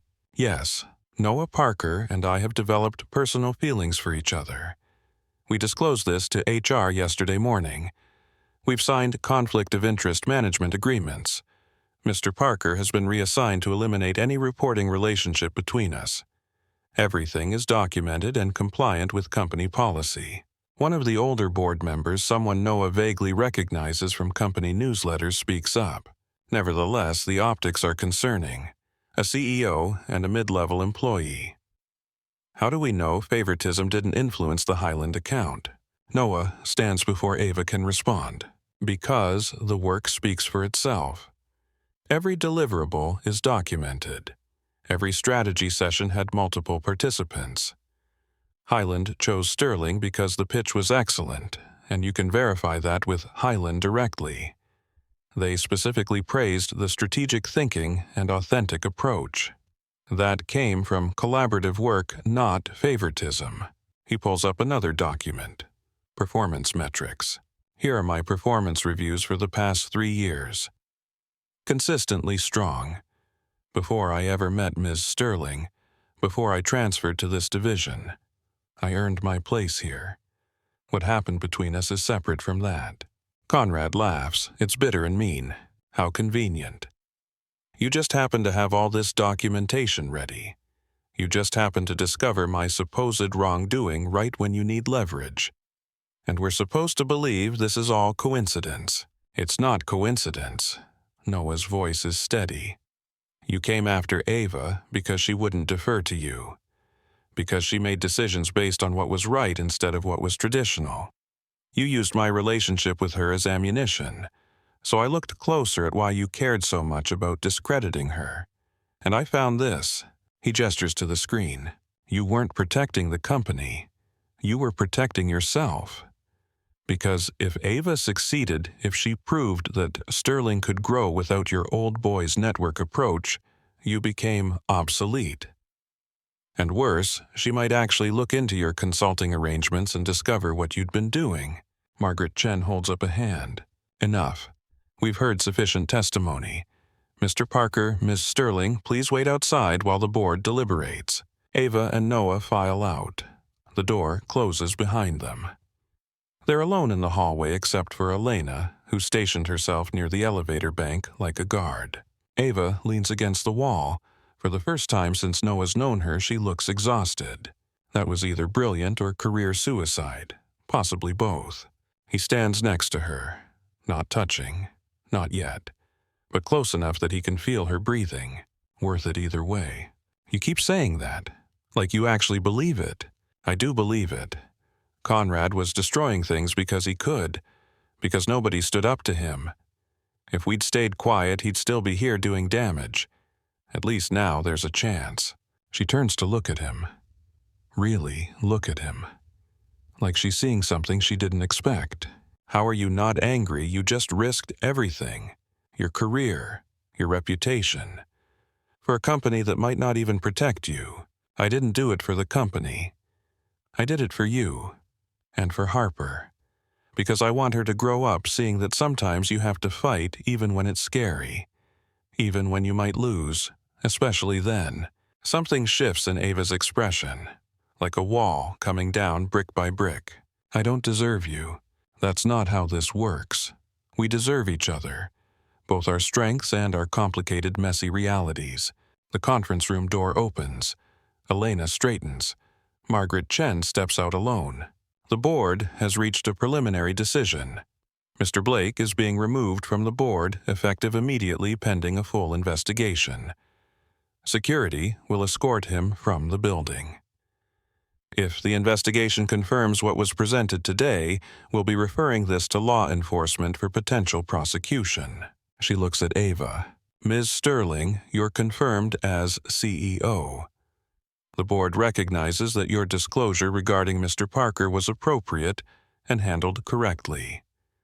We're implementing new governance protocols to prevent future conflicts of this nature. You'll report directly to me as board chair on a quarterly basis. Any questions? Ava shakes her head. She looks like she's trying very hard not to cry. No questions. Thank you. Margaret turns to Noah. Mr. Parker, what you did took courage. It also made you some enemies. Not everyone in that room appreciated having Conrad's misconduct exposed so publicly. You'll need to be careful. Watch your back. Document everything. And keep doing excellent work. That's your best defense. Understood. She walks back into the conference room.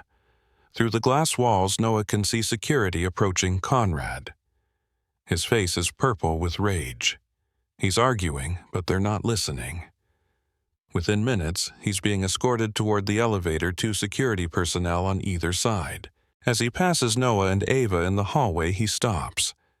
Security tenses but doesn't interfere. You think you've won.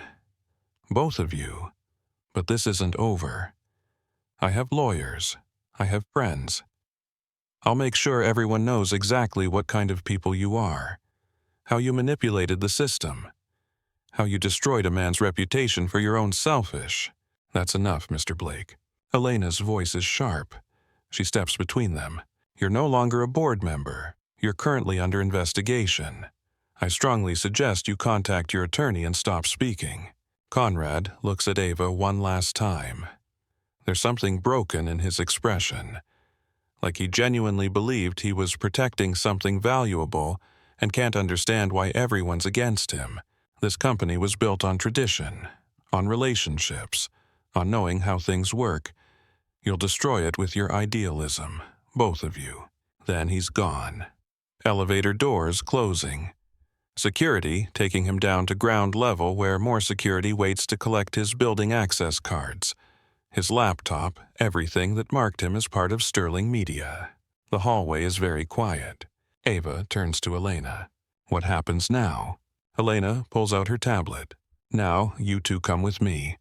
We're filing the final conflict of interest documentation, making everything official, and then you both go back to work because this company doesn't run itself. They follow her to HR. The glass cube office feels different now. Less like a tribunal, more like a checkpoint. A necessary way station between what was and what's coming. Elena slides papers across her desk. They've been prepared already, just waiting for signatures. These formalize what we discussed yesterday. Mr. Parker, you're permanently reassigned to Broadcast Division under Marcus Chen. No overlap with Ms. Sterling's direct authority. Ms. Sterling, you're recused from any decisions affecting Mr. Parker's career progression. Quarterly check-ins with HR. Mandatory disclosure if the relationship changes, status ends, or creates any conflicts we haven't anticipated. She looks at both of them seriously. This is your permanent record. Every future employer will know about this. Some will admire the transparency. Some will see it as evidence of poor judgment. You're both choosing the hard path. Make sure it's worth it. Ava signs first. Her signature is precise, controlled. Then Noah. His hand is steadier than he expected. Elena witnesses, stamps, files, everything with the kind of efficiency that suggests she's done this before, though probably not in circumstances quite this dramatic. One more thing. She pulls out another document. Anti-retaliation policy. If anyone, and I mean anyone, treats either of you differently because of this disclosure, because of what happened with Conrad, because of your relationship, you report it immediately. We've updated the whistleblower protections to specifically cover situations like this. You came forward. The company protects people who come forward. That's new. Elena almost smiles. Margaret Chen insisted. She spent 30 years watching people stay quiet about misconduct because they were afraid of retaliation. She's done with that approach. This is the new Sterling Media. Still figuring out what that means, but we're trying. They leave HR. The elevator ride down is quiet. Ava gets off on 40, back to her office, back to the 100 decisions waiting for a CEO who just survived a coup. Noah continues to 19, back to his corner desk with its ventilation system view. Marcus Chen finds him 20 minutes later. So, that happened. Yeah, the whole building's talking about it. You know that, right, Conrad getting escorted out by security? The board meeting that went sideways. You and Ava. Noah closes his laptop. I figured. Marcus sits on the edge of Noah's desk. He's wearing the expression of someone who's thought carefully about what he's about to say. My mother called me. Told me what you did in that boardroom. Told me Conrad was selling company strategy to competitors for years, and nobody caught it because nobody wanted to look too close. Because he was connected. Because he'd been here forever. Because questioning him felt dangerous. He pauses. You questioned him anyway, exposed him, burned your bridges with everyone who was loyal to him. That took guts. Also, possibly stupidity. I haven't decided which. Both probably. Marcus grins. Definitely both. Here's what I need you to know. You're on my team now. That means I've got your back. But it also means I expect excellence. Not because you're dating the CEO. Because you're good at your job and I need good people. Don't make me regret taking you on. I won't. Good. Now get back to work. The streaming partnership pitch is due Friday and it's currently mediocre. Make it excellent. He walks away. Noah opens his laptop and dives into strategy documents. Does exactly what Marcus said. Gets back to work. Because that's how you survive the aftermath of explosions. You do the next right thing, then the next, then the next. His phone buzzes at lunch. Ava, how's your first full day in broadcast? Intense. Marcus doesn't believe in gentle transitions. He's his mother's son. Listen, I have back-to-back meetings until 7, but after... Can you come by my place? We should probably talk about what happens next. Harper has a science fair planning meeting until 6:30. I can be there by 8. Perfect. I'll order food. What does Harper like? Everything except mushrooms. Why? Because I'd like to meet her properly. Not in a hospital. Not at a restaurant. Just, actually, meet the person who matters most to you. Noah stares at his phone. At this message that means Ava isn't treating Harper like an obligation or a complication. She's treating her like what she is, the center of Noah's universe. She'd like that. Fair warning, she'll ask you approximately 1 million questions. I'm counting on it. That night, after picking up Harper from her science fair meeting, where she and 3 other kids are apparently building a volcano large enough to require structural engineering consultation, Noah drives to Ava's apartment. It's in a building Noah's passed 100 times but never entered. Glass and steel and the kind of modern luxury that comes with heated bathroom floors and a doorman who knows everyone's name. Harper's buzzing with energy. Is her apartment fancy? Does she have a dog? Can I show her my cast drawings? Probably yes, no, and definitely yes. The elevator ride up is Harper's running commentary on what makes a good volcano, what makes a bad volcano, and whether Ms. Sterling prefers igneous or metamorphic rocks. I don't think she's chosen a rock preference bug. Everyone has a rock preference, Dad. They just might not know it yet. The elevator opens directly into Ava's apartment. Penthouse level. Floor-to-ceiling windows with a view that makes Harper gasp audibly. Ava's standing in her kitchen. She's changed out of her work clothes into jeans and a sweater. It's the first time Noah's seen her in actual, casual clothing. She looks younger. Almost unsure. Hi, come in. I ordered Thai food because Noah said you like everything except mushrooms, and Thai seemed safe. And I have juice boxes because the internet said 8-year-olds prefer juice boxes to wine. She's nervous. Ava Sterling, who stared down a board of directors this morning, is nervous about meeting his daughter. Harper walks straight up to her. Hi, Ms. Sterling. My dad says I can call you Ava if that's okay with you. I brought my volcano plans to show you because you said you liked volcanoes, but I want to make sure you were being honest, and not just nice. Ava kneels down to Harper's eye level. I was being honest. Volcanoes are genuinely cool, and yes, please call me Ava. Ms. Sterling makes me feel like I should be giving you a math test. Harper grins. Crisis averted. Friendship apparently established in under 30 seconds. They eat Thai food on Ava's couch. Harper explains her volcano plans with the kind of detail usually reserved for doctoral dissertations. Ava asks real questions, points out potential structural issues, suggests solutions. They debate the optimal baking soda to vinegar ratio like it's a matter of international importance. Noah watches from the kitchen where he's supposedly getting more juice boxes but really just observing 2 of the most important people in his life figure each other out. After dinner, Harper sprawls on the floor with her cast propped on a pillow and draws volcano designs in a notebook. Ava and Noah sit on the couch. Not quite touching, but close, aware of each other in that way that's become constant. She's incredible. Ava says it quietly. She is. I got lucky. That's not luck. That's you being a good father. Her mother made her who she is. I'm just trying not to mess it up. Ava's hand finds his, threads their fingers together where Harper can't see. You're not messing it up. You're showing her what brave looks like, what choosing hard things for the right reasons looks like. That matters more than perfect. They sit like that while Harper designs volcanoes and the city glitters beyond the windows, and Noah thinks about how strange it is that a mistyped text message led here. To this moment. This woman, this feeling that maybe, finally, he's allowed to want things again. At 8:30, Harper starts yawning. Fighting it, but losing. Time to go home, bug. But I haven't shown Ava the part where the lava... Tomorrow. You can show her tomorrow. Promise. Harper looks at Ava when she asks. Ava doesn't hesitate. Promise. I want to see the finished design, and I want to attend the science fair if that's allowed. Really. Really. In the elevator going down, Harper leans against Noah's side. I like her dad.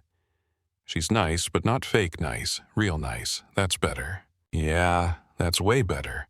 Can she come to my science fair? If she has time. She's pretty busy running a whole company. Harper considers this. But she made time for Thai food. So maybe she'll make time for volcanoes, too. Maybe she will. At home, after Harper's teeth are brushed and pajamas are on, and the galaxy projector is turning the ceiling into stars, Noah sits on the edge of her bed. Big day today. Did you do the hard thing? I did. Was it scary? Very, but worth it. Harper nods, satisfied with this answer. Mom was right. Brave isn't not being scared. It's being scared and doing it anyway. She was right about a lot of things. Do you think she'd like Ava? Noah thinks about Maya, about her fierce protection of the people she loved, about how she valued authenticity over performance, about the way she called out injustice even when it was uncomfortable. Yeah, Bug. I think she would. I think she'd like that Ava doesn't pretend to be someone she's not, that she fights for what's right even when it's hard. Your mom loved people who told the truth. Good, because I like her, and I want you to be happy. You've been sad for a long time, and I think maybe you're not sad anymore. Something catches in Noah's throat. I'm not sad anymore. You're right. He kisses her forehead, turns off the light, closes the door to exactly 1 inch open the way she likes it. In his own room, he texts Ava. Harper officially approves. She wants you at the science fair. The response comes immediately. I'll clear my schedule. Also, thank you for tonight, for letting me meet her properly, for trusting me with someone that important. Thank you for making time, for ordering juice boxes, for asking real questions about volcanoes. I genuinely care about the structural integrity of her design. We can't have exploding volcanoes in elementary schools. He's grinning at his phone like a teenager. You're going to fit right in with the PTA. Don't push your luck, Parker. Good night, Ava. Good night, Noah. He lies in bed thinking about the day, about Conrad being escorted out, about signing papers that make everything official, about Ava kneeling down to Harper's level and asking real questions, about his daughter saying you're not sad anymore. She's right, he's not sad. For the first time since Maya died, he's not just surviving.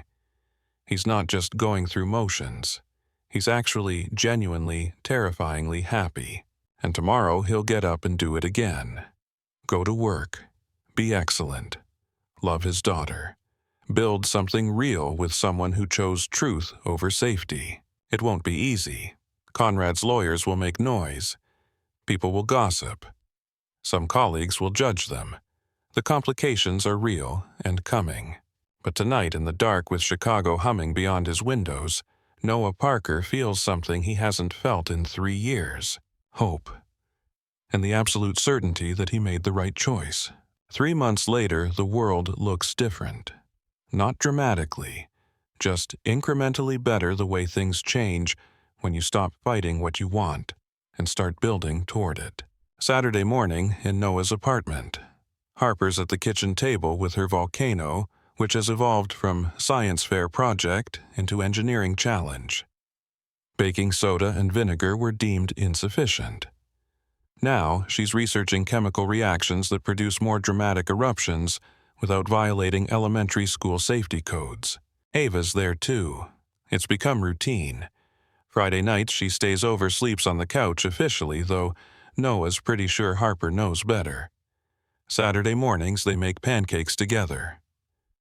Sunday afternoons, Ava goes home to catch up on the work that never really stops.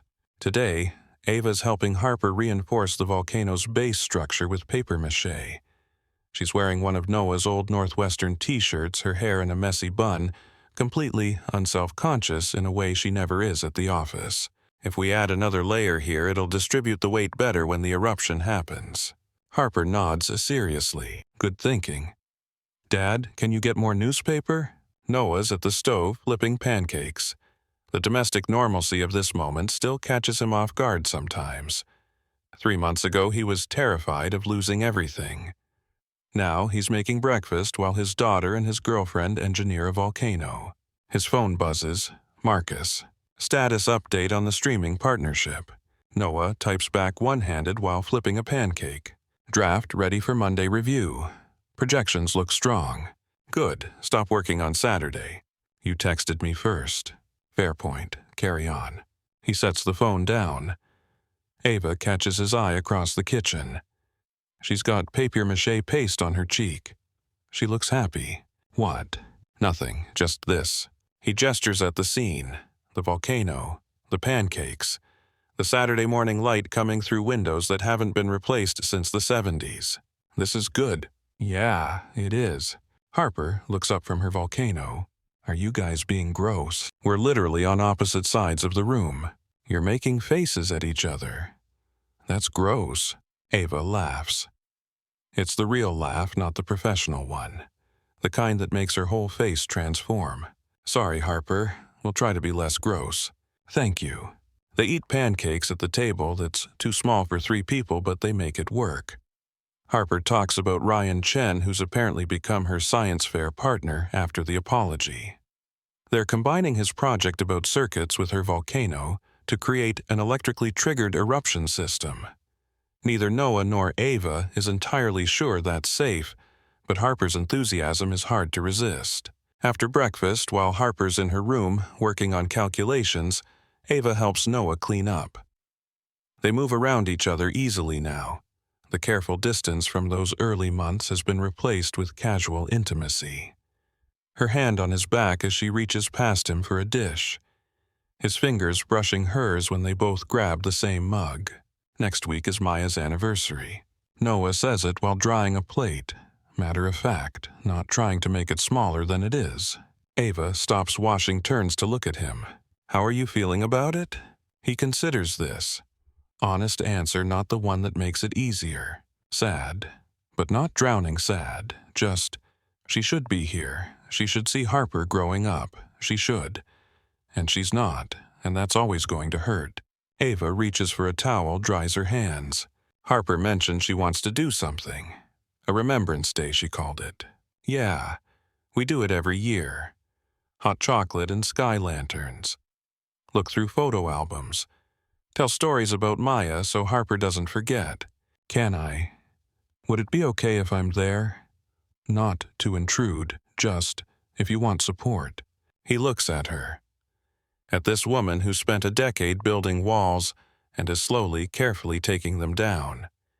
Who understands that loving him means loving his history. His daughter, the ghost of a woman she'll never meet. Maya would have liked you. She had a thing about people who don't apologize for taking up space, who fight even when it's uncomfortable. Ava's eyes get bright. She blinks fast. I'd like to be there, if Harper's okay with it. She is. She asked me to ask you.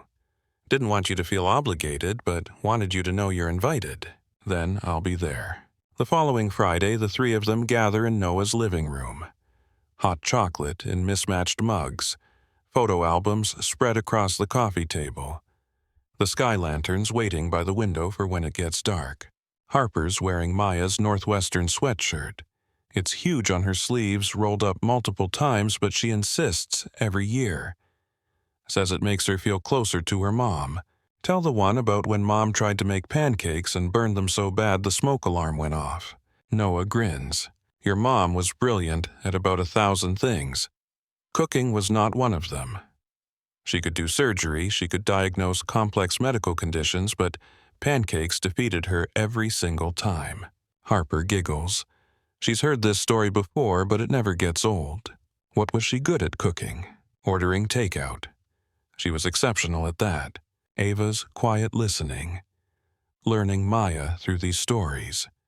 Through Harper's memories and Noah's careful honoring of a woman who shaped everything he became.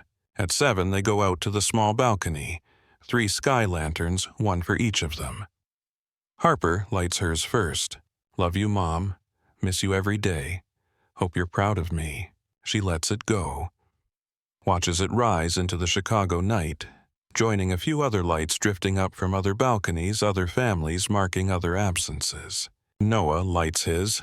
Thank you for Harper. For teaching me what brave looks like. For everything. His lantern follows Harper's. Then Ava lights hers. She hesitates, looking at Noah like she's asking permission. He nods.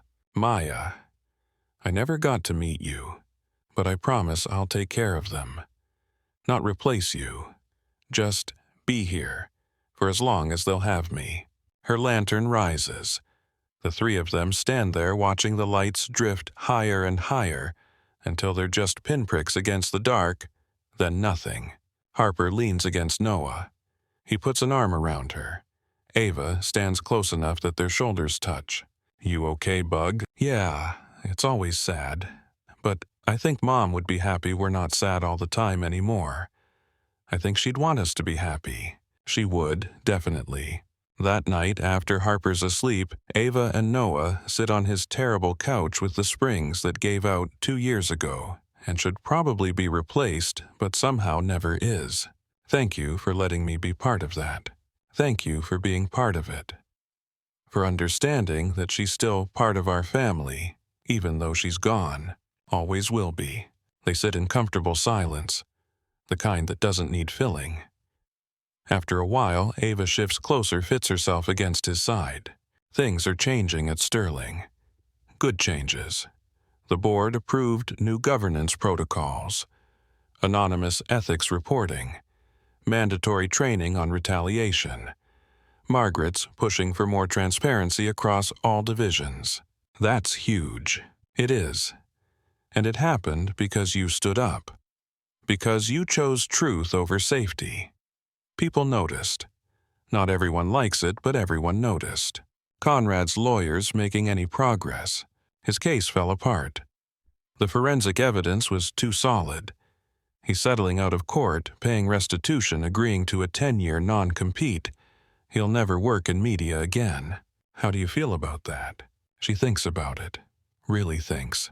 Relieved, but also sad. Maybe he spent decades building something and destroyed it because he couldn't adapt. Because he thought tradition meant resisting change instead of evolving. That's tragic. Very Ava Sterling of you.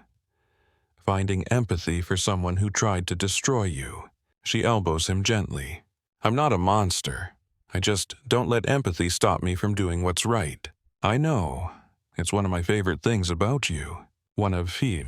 One of many. She tips her head back to look at him. Name 3. 3 favorite things. Yes. He pretends to think hard about this.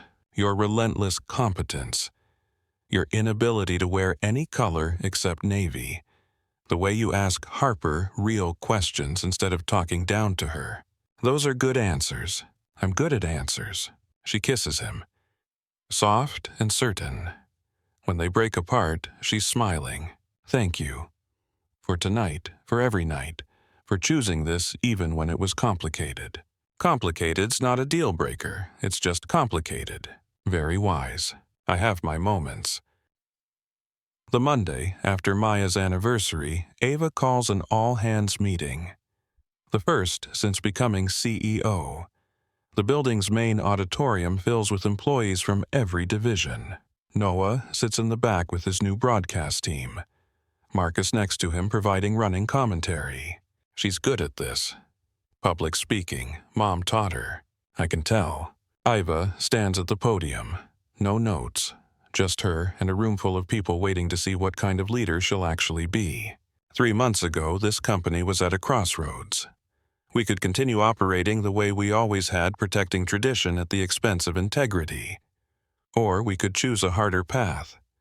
Transparency, accountability, growth that doesn't compromise our values. She pauses, lets that land. We chose the hard path.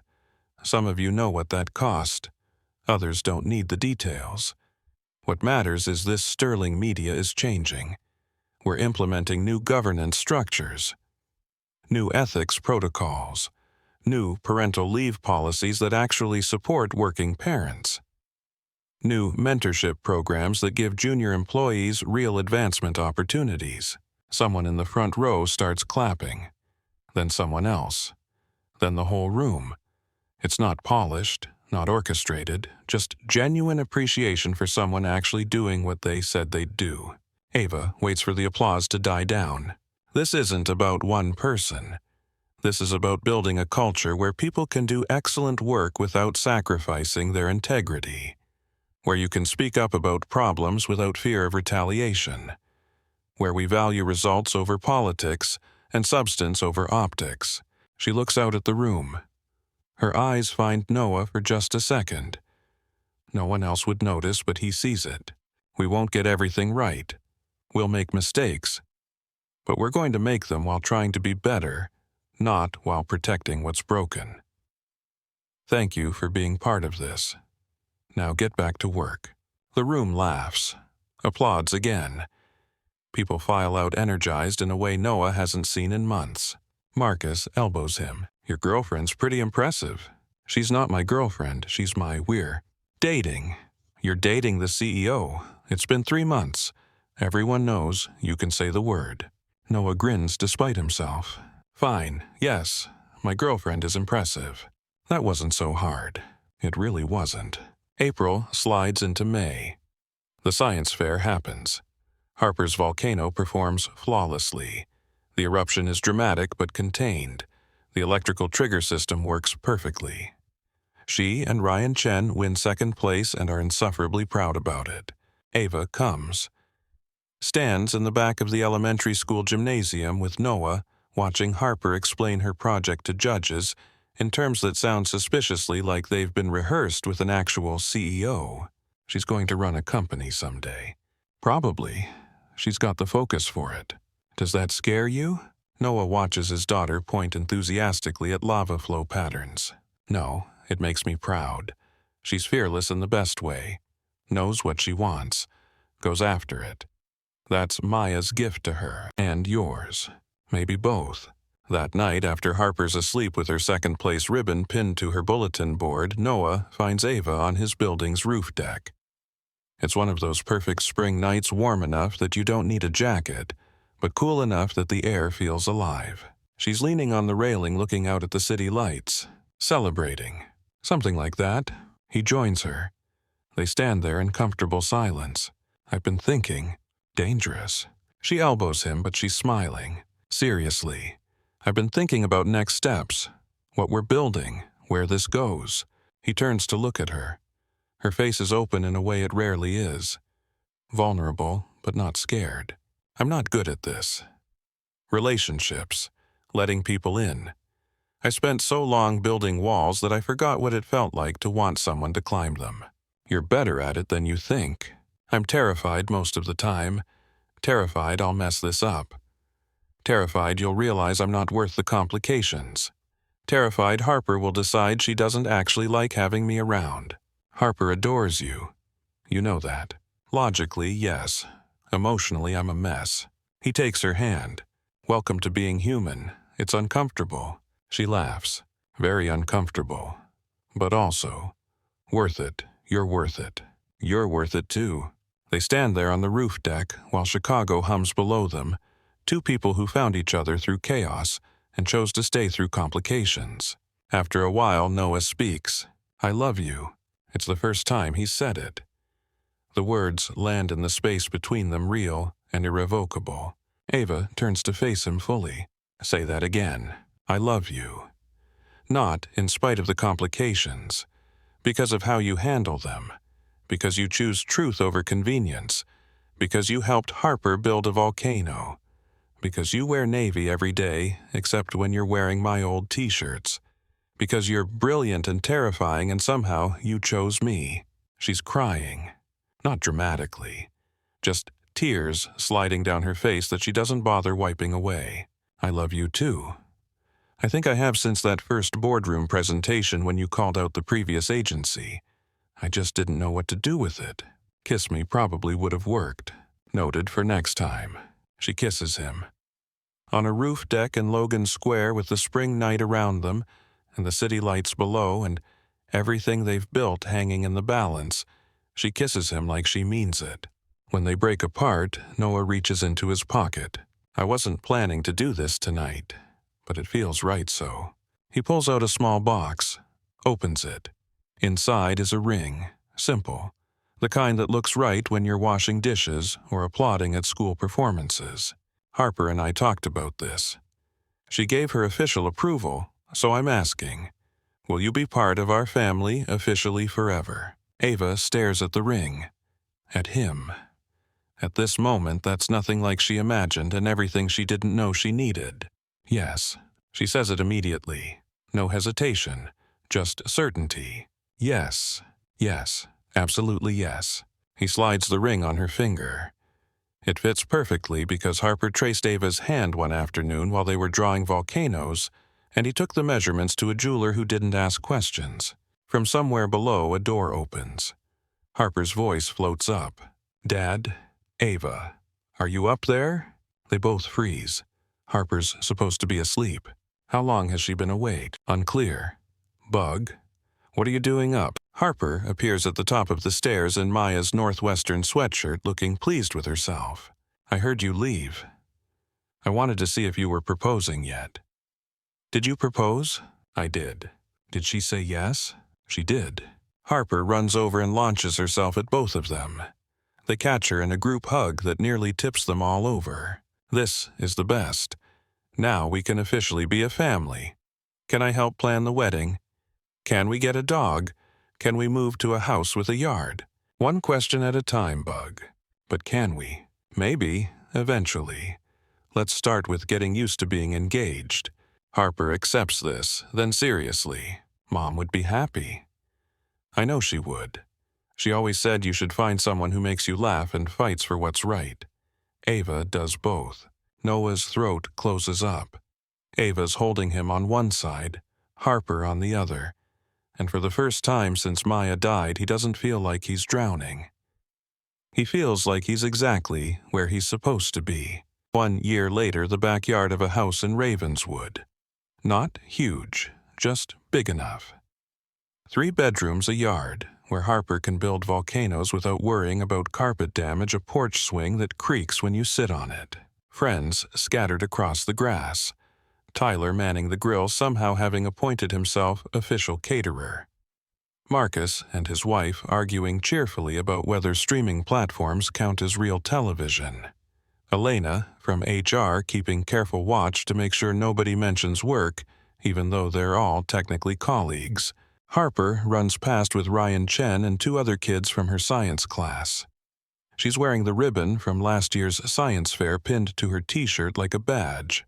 Her cast is long gone, replaced with a tan line from summer climbing. Inside the house, Ava and Noah stand in their kitchen. It's smaller than Ava's penthouse kitchen, but it's theirs. Together, officially. They got married 2 months ago in a ceremony small enough that Harper could help plan every detail and large enough that it felt real. This is surreal. Ava's looking out at the gathering, at the life they built. Good surreal or bad surreal? Good. Definitely good. I just keep waiting for the other shoe to drop, for it to be too good, too easy. It's not easy. We work at this every day. True, but it's worth working at. He puts his arm around her. She leans into him. Through the window, they watch Harper teaching the other kids how to properly test volcano models. Can you believe it started with a mistyped text message? Noah laughs. Worst mistake I ever made. Best mistake you ever made. Both. Definitely both. Tyler appears in the doorway. You two going to hide in here all day or actually join your own party? Soon. We're coming. Harper runs up to the window, presses her face against it. Come on. We're cutting the cake. You have to be there for cake. Ava and Noah head outside. The cake is homemade, slightly lopsided, decorated by Harper, with more enthusiasm than skill. It says, Happy Family Day, in frosting that's 3 different colors. Everyone gathers around. Ava and Noah hold the knife together. Harper insists on helping, so it's 3 sets of hands cutting into a cake that represents everything they built from chaos. Speech. Someone calls out. No speeches. Noah's trying to protest. Speech. The crowd picks it up. He looks at Ava. She shrugs. You started this. Fine. He clears his throat. 1 year ago, I sent the wrong text to the wrong person and it changed my life. Ava could have fired me. She didn't. She could have kept things professional. She didn't. Instead, she chose the hard path, the honest path. And because of that choice, we're here. Harper has a mother figure who actually listens to volcano lectures. I have a partner who challenges me to be better. We have a family that's chosen, not just given. So thank you for being part of this, for supporting us when it was complicated, for being here now when it's complicated in different ways. To wrong numbers and right people. To wrong numbers and right people. Everyone drinks. The party continues. Harper distributes cake with the solemnity of someone handling nuclear materials. Tyler tells embarrassing stories about Noah in college. Marcus predicts that Ava will be running a Fortune 500 company within 5 years. As the sun sets, Ava and Noah end up on the porch swing. The party's winding down. People saying goodbyes. Harper playing one last game with her friends before they have to leave. You okay? More than okay. This is everything I didn't know I could have. She rests her head on his shoulder. Same. I spent so long thinking relationships were liabilities. Distractions from what mattered. Turns out what matters is exactly this. People who see you completely and don't run away. People who help build volcanoes. Especially people who help build volcanoes. They swing gently. The chains creak. Harper's laugh carries across the yard. The sky shifts from blue to pink to purple. Chicago's summer sunset doing what it does. Inside the house, framed on the mantel, there's a photo from their wedding. Harper in the middle. Noah and Ava on either side, all 3 of them laughing at something Tyler said right before the photographer clicked the shutter. Next to it, in a smaller frame, the photo of Maya that's always been part of their family. Will always be part of their family. You know what I never told you. Ava shifts to look at him. What? That night I sent the wrong text. I was on the train exhausted, juggling groceries and Harper's homework questions. And I looked out the window and saw my reflection and thought, this is it. This is my life. Work and parenting and trying not to drown. And I was okay with that, content maybe, but not happy. And now I'm happy. Terrified and exhausted and happy. Still juggling too much, still making mistakes, but choosing to be alive instead of just surviving. She kisses his temple. Best wrong number ever. Yeah, it really was. Harper runs up to the porch breathless. Can we do sky lanterns like we did for Mom? On her anniversary, sure. No tonight, for all of us. For the family we are now. Mom's still part of it, but we can celebrate what we built too, right? Ava and Noah exchange a look. Harper's wisdom, delivered with the matter-of-fact certainty of a 9-year-old who's figured out something adults complicate. Yeah, Bug, we can do that. They set up 3 lanterns in the backyard. The remaining guests gather to watch. Harper lights hers first. To families you choose. To people who stay. To building things that matter. She releases it. The lantern rises glowing against the darkening sky. Noah goes next. to second chances, to brave daughters, to finding love after you thought you were done looking. His lantern follows Harper's. Ava lights the last one. Her hands are steady. To texts sent to the wrong person that turn out to be exactly right. To families built from chaos. To choosing truth over safety always. Her lantern rises.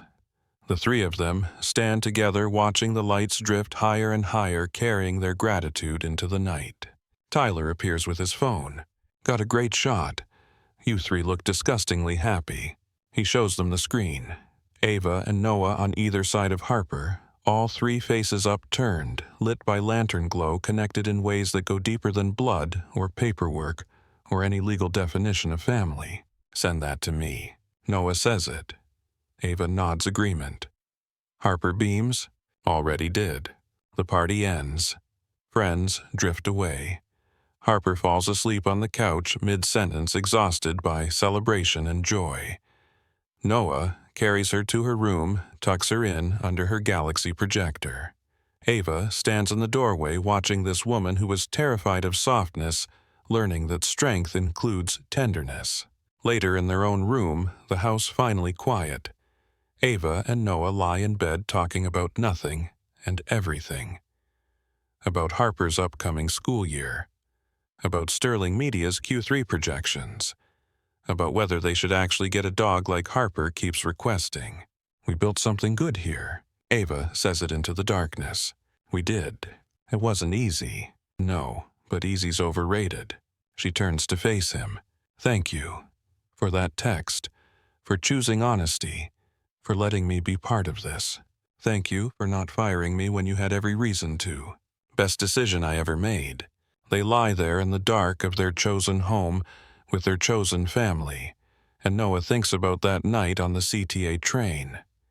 About 5 words sent to the wrong person that became the right beginning. About how sometimes the best things in life come from mistakes. From chaos. From moments when everything falls apart and you're forced to decide what matters most.